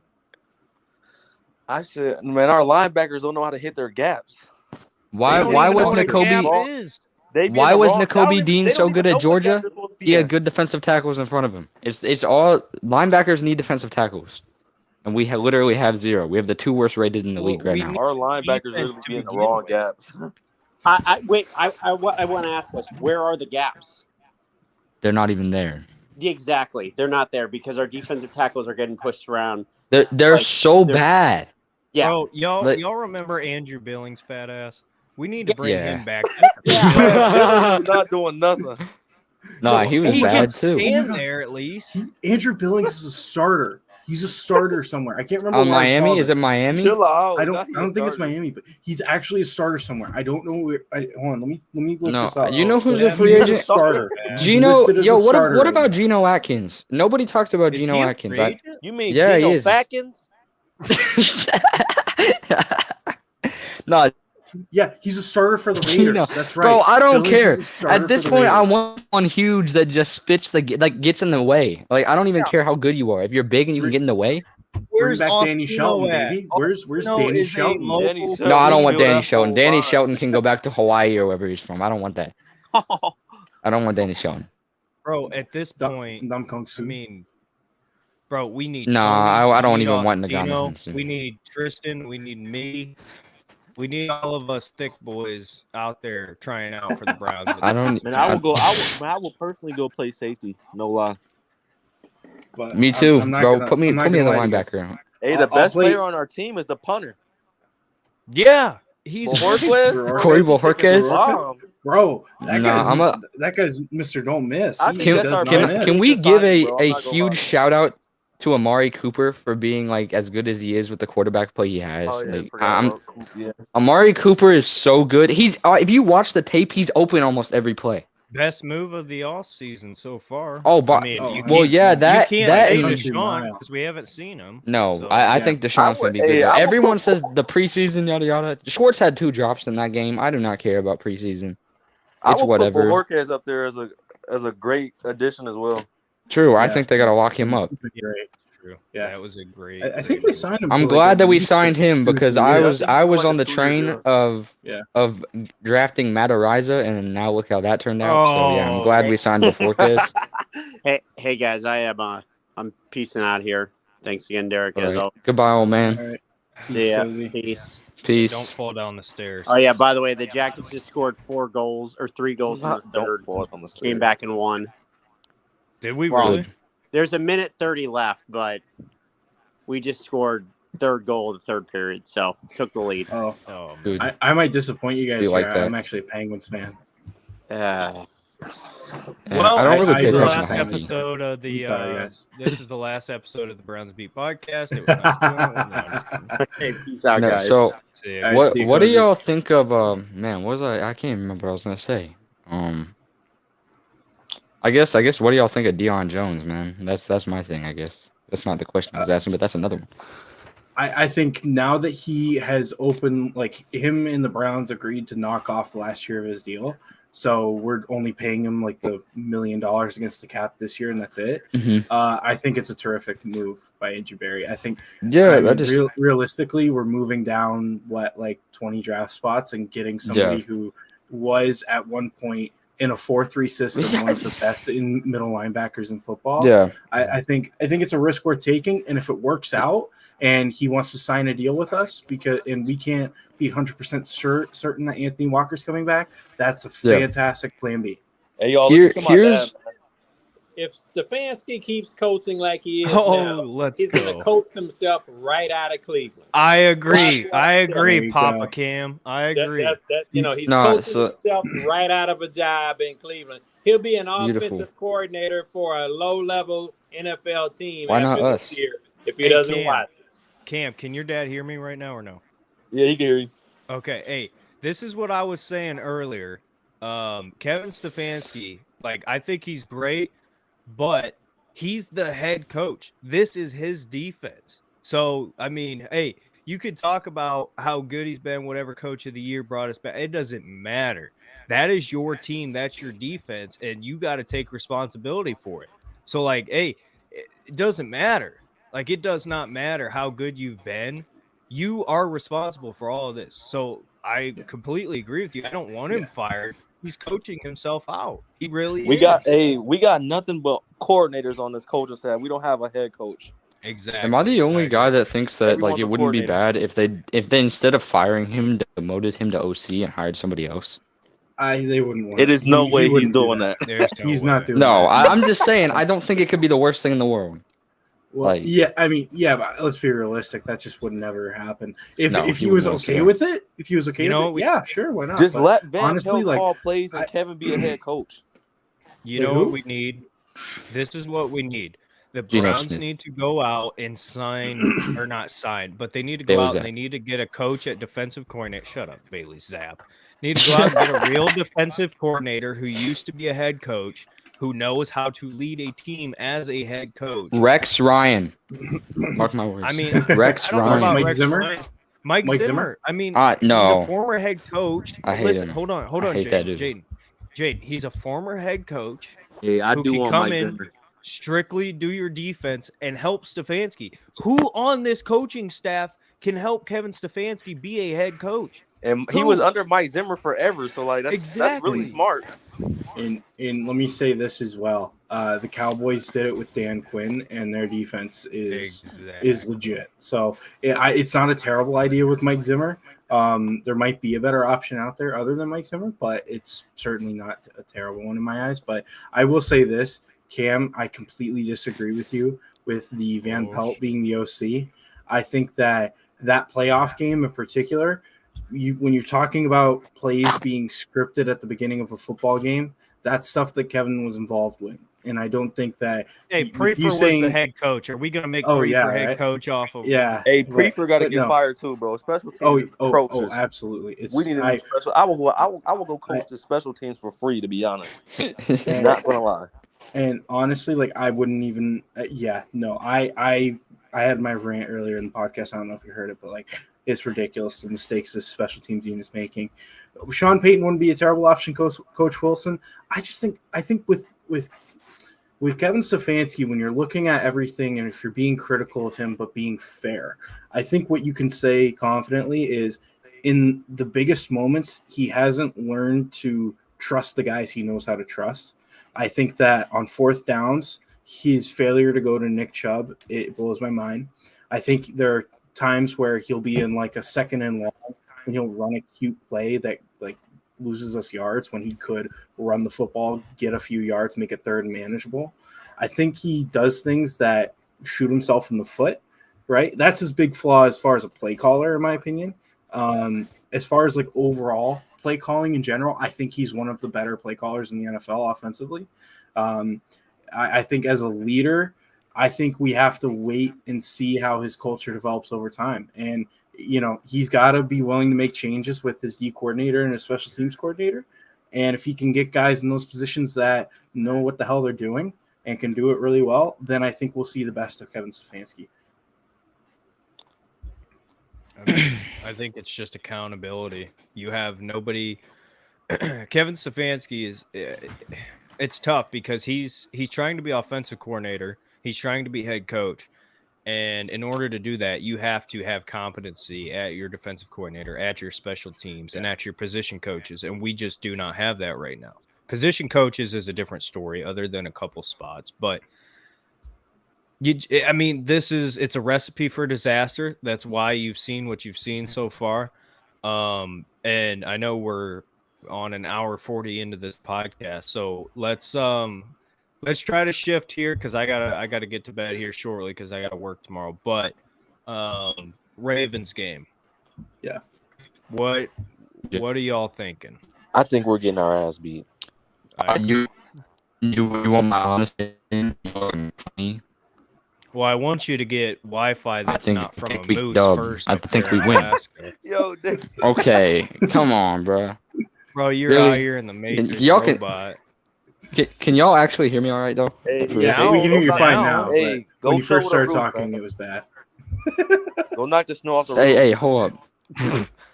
Yo, hey, hold up. Yeah, that moose is over there pissing on we your just internet. got snow last week, so. All right. Go ahead. All right. I think we personally get the dub. I really do. I think it's a bounce back game. Hey, the only way I see us winning is if Baltimore looks like garbage. The Ravens have given up. I saw a stat, and every loss they've taken, they've given up double-digit leads. Who says we'll get a double-digit lead? Because our offense is not, but like the thing that scares me the most about them that I can say is that they're a run-based offense, and our freaking defense cannot stop the run worth anything. So exactly, I'm a little nervous, but like Lamar's not going to be able to run to Miles' side, and if Clowney's playing, I don't see him being able to run to Clowney's side either. And JOK, whenever we play the Ravens, he plays good. So I'm not too concerned. Yeah, no, that is, I will second that. JOK, he, in my opinion, his first year showed like his biggest potential was against the Ravens and shutting down Lamar. Delpit too. I'll say that. And then one more thing. The weapons that Lamar has besides Mark Andrews are pretty garbage. And I mean they're fast, but I feel like if Denzel plays and we have all our DBs on the field. Denzel's out. Denzel's out again? Really? So. Bro's a clown. Get healthy. I don't know. It's just like Our DBs should be able to. I mean, we have good enough DBs to where they should be able to keep up with like Rashad Bateman and Devin Duvernay. I'm not too worried about them. I'm more worried about Mark Andrews. Mark Andrews is hurt. Lamar Jackson's hurt. Is he? Um, Yeah, Lamar got a hip injury. Didn't wasn't Bateman questionable this week too or something?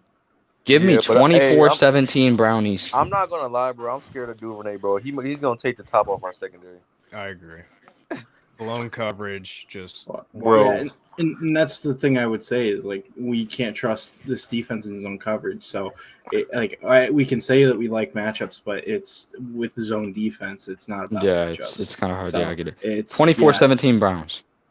Yeah, I don't blame you for feeling that way, honestly, because I do feel like because we have matched up well against the Ravens at least last year, I could see it, but and especially with how bad their defense has been, I think that Kevin, and I mean, is a game where he could show his quality as a play caller, and you could see us pull out the win.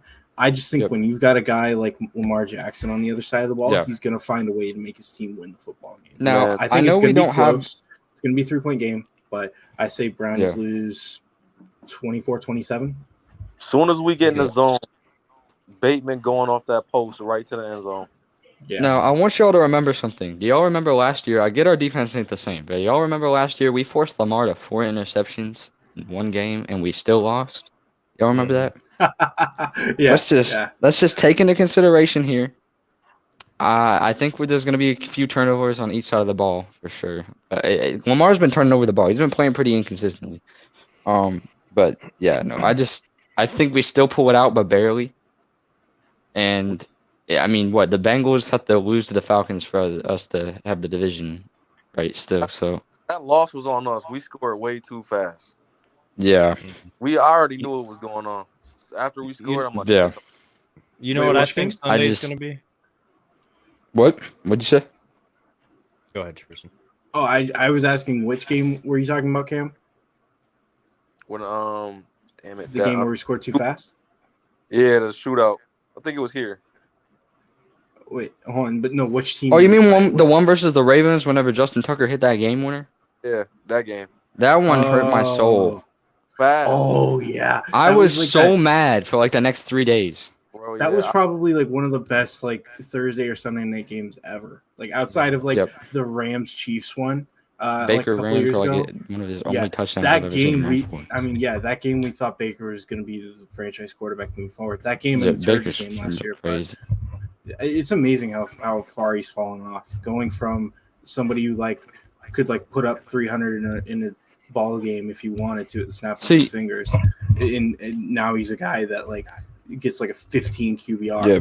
What the hell? He's hurt. He's hurt. I'll give him he's hurt, but he's not looking good. Moving off of him was the right decision, and anyone who says otherwise is just wrong.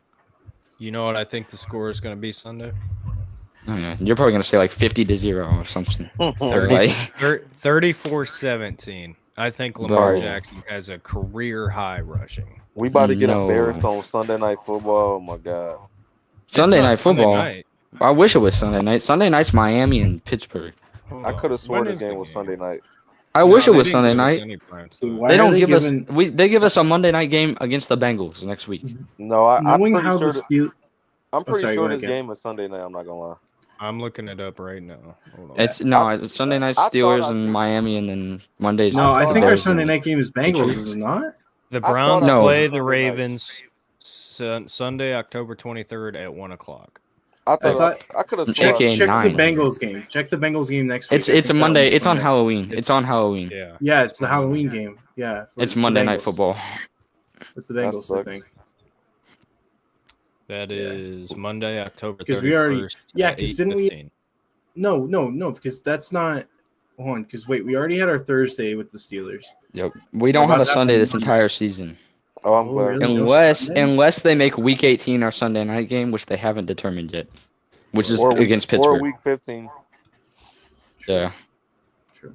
Anyway, the Alaska Wilderness is. I gotta go. So. What? What'd you just say? I gotta get out of here. I said I got people pulling up in the Alaska, so I gotta go. What people are pulling up? Nobody is. My grandparents. My grandparents are pulling up. Nobody is pulling up. What Eskimos? I'm about to pulling go. Up? Who you got? Who you got pulling Bro, up? you don't have nobody pulling up. I do. Penguins. I do too. Penguins coming out of their igloo. Bro, okay. I will literally show y'all Alaska right now too. Like, no joke. Yeah, Do flip it. That, flip that camera, bro. Where the car at? Oh, look at Pine that trees. Car right there. I don't see nobody in Hey, there. Car right hey, there, man. Jaden, Yeah, there ain't no one in there. there right now. Jaden, before you Yeah. go, you go, tell that story that you told me about you getting chased by a moose. You were with your friend or Yeah. whatever. So I was in a little place near Homer, a little campsite. Homer's a little town up here, and we were literally outside playing catch with this exact football, and out came the woods came this big old cow moose, and her little baby, and I did not see the little baby, and that thing started like walking at me, and then it started jogging at me, and then it started sprinting at me. And then I decided I'm gonna book it into the woods. So I ran down the road, and this thing followed me the whole way down the road, running like this thing was running. I don't know. I had to have been running Tyreek Hill fast. I don't know how fast I was running, but this thing is running after me. Jogging. And then I dipped off into the bushes, and like it as soon as like people could see it, and as soon as I went into the bushes and my buddy went into the bushes, it like completely turned off. So it was absolutely after me.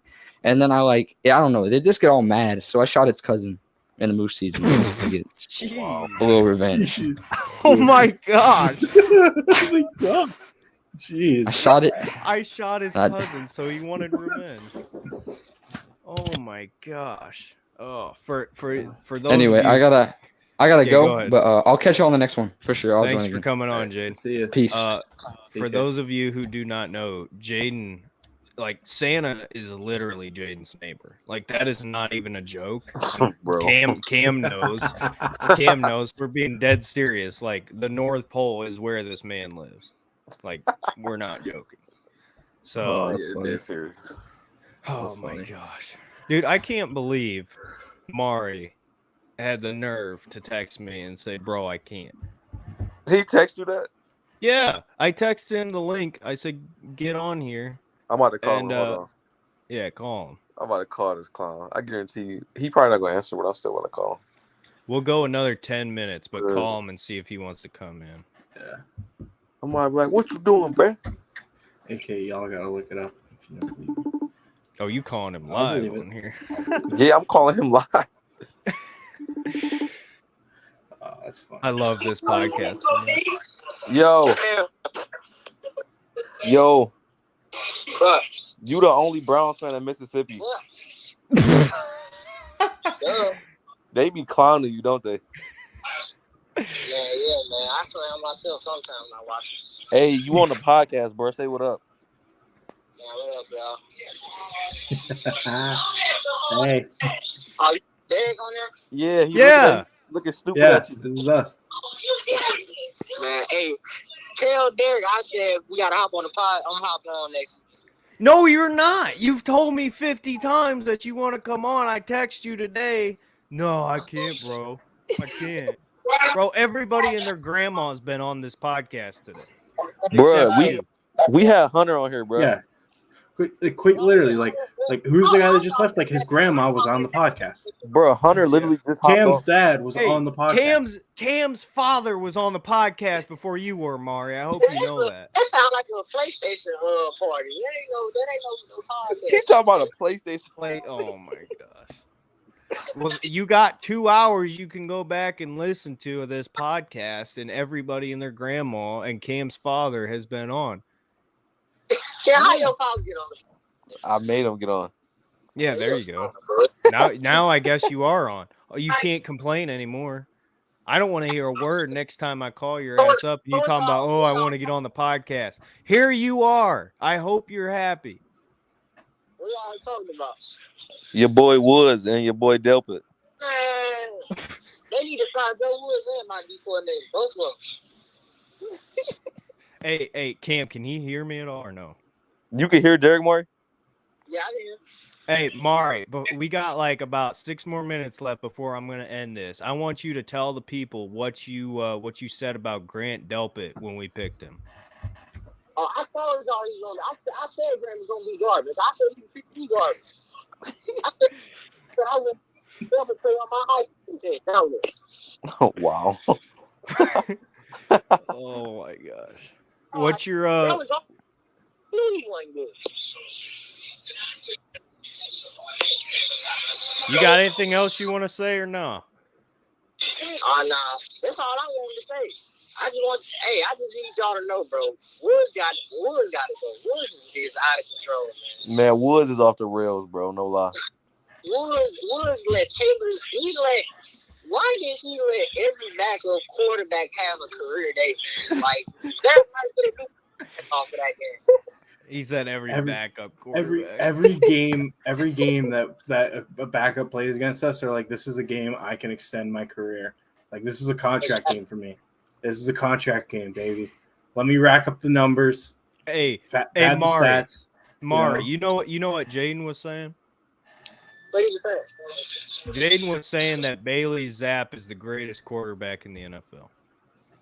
Hey, the way Woods look, Bro, Bailey Zapp threw for almost 300 yards. Oh, Tristan, good Lord. We're good. We're good now. Cam, hey, at what point did you leave that stadium? The Patriots game? Yeah.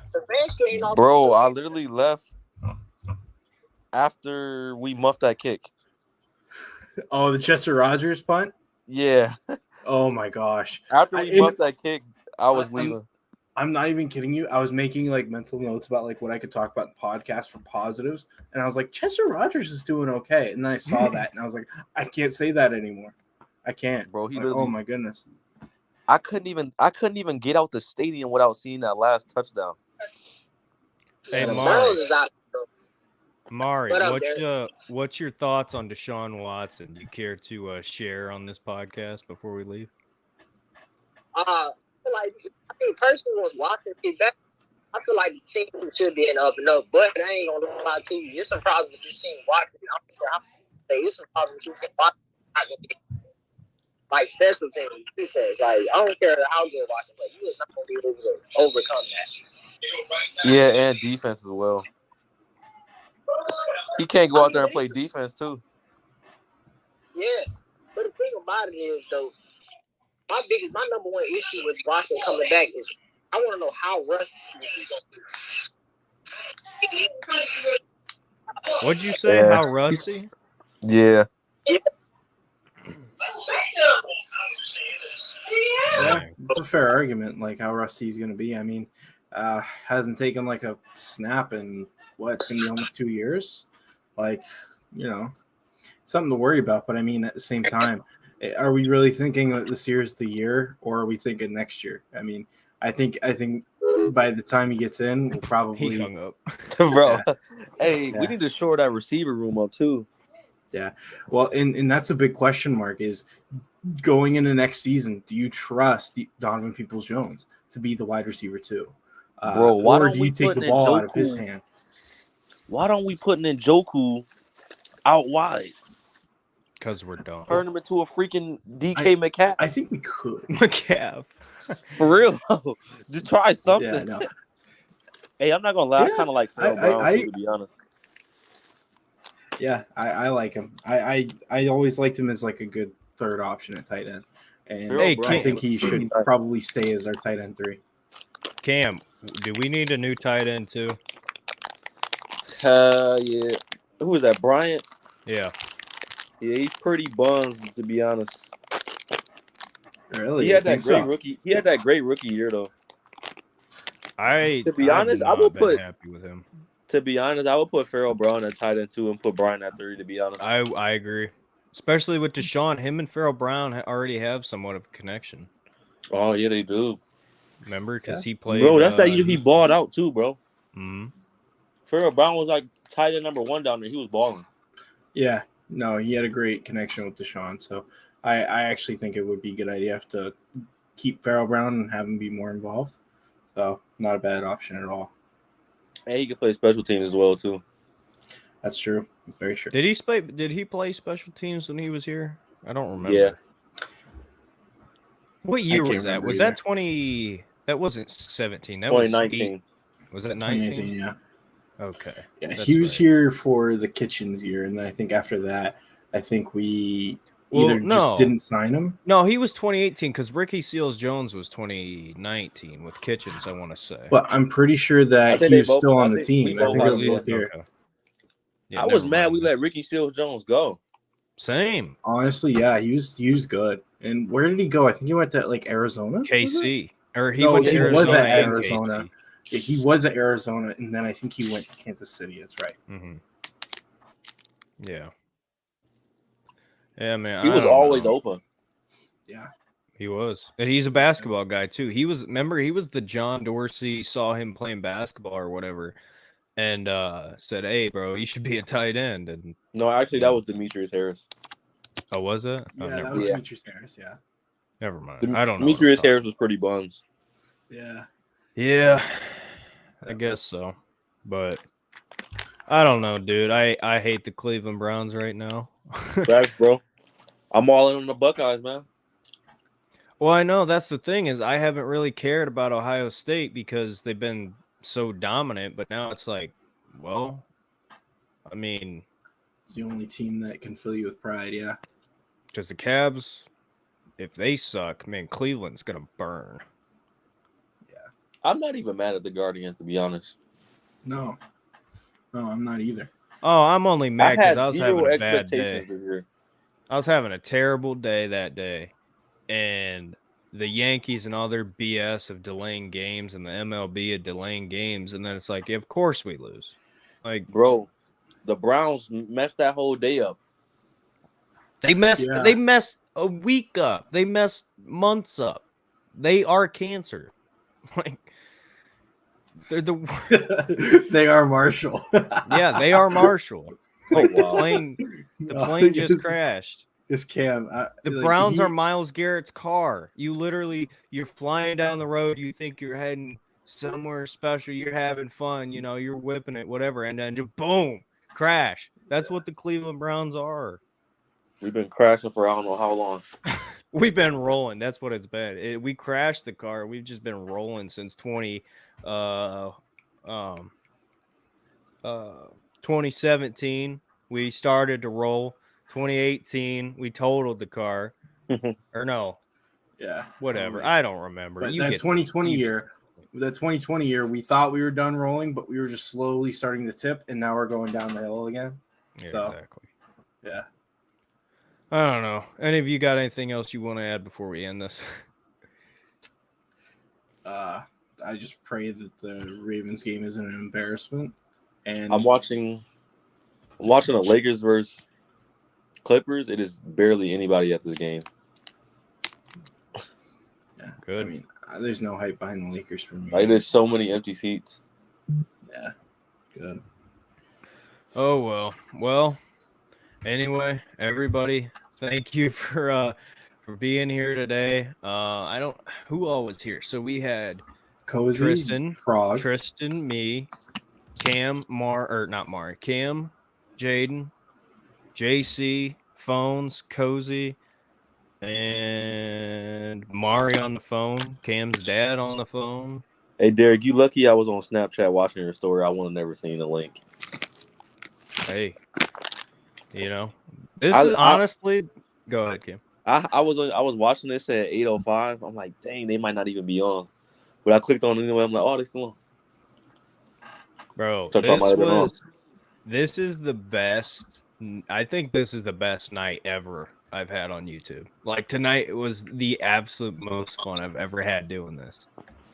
So shout out to everybody who stopped by, who's not been in for a long time. Thank you to all the regulars, Coach Wilson, Rick. Thank you. I'm trying to remember who all was in here. Scrolling back through. Rick. Thank you again to eRock 2020 for the super chat. I appreciate it. KA, Frank, Zach, everybody, Steven. Appreciate everybody coming by. I had a great night tonight. The Browns suck, but we can at least have fun together. So hey, we got to do one of these during the game. That's what I've been telling. Bro, I've been trying. I'll try, but I don't know if you want to see me during a Browns game, bro. We I do. want to see everybody's reactions. Oh man. All right, everybody, I'm have a gonna good rest of your night. We'll see whenever the next one is. Have a good one, everybody. Take care.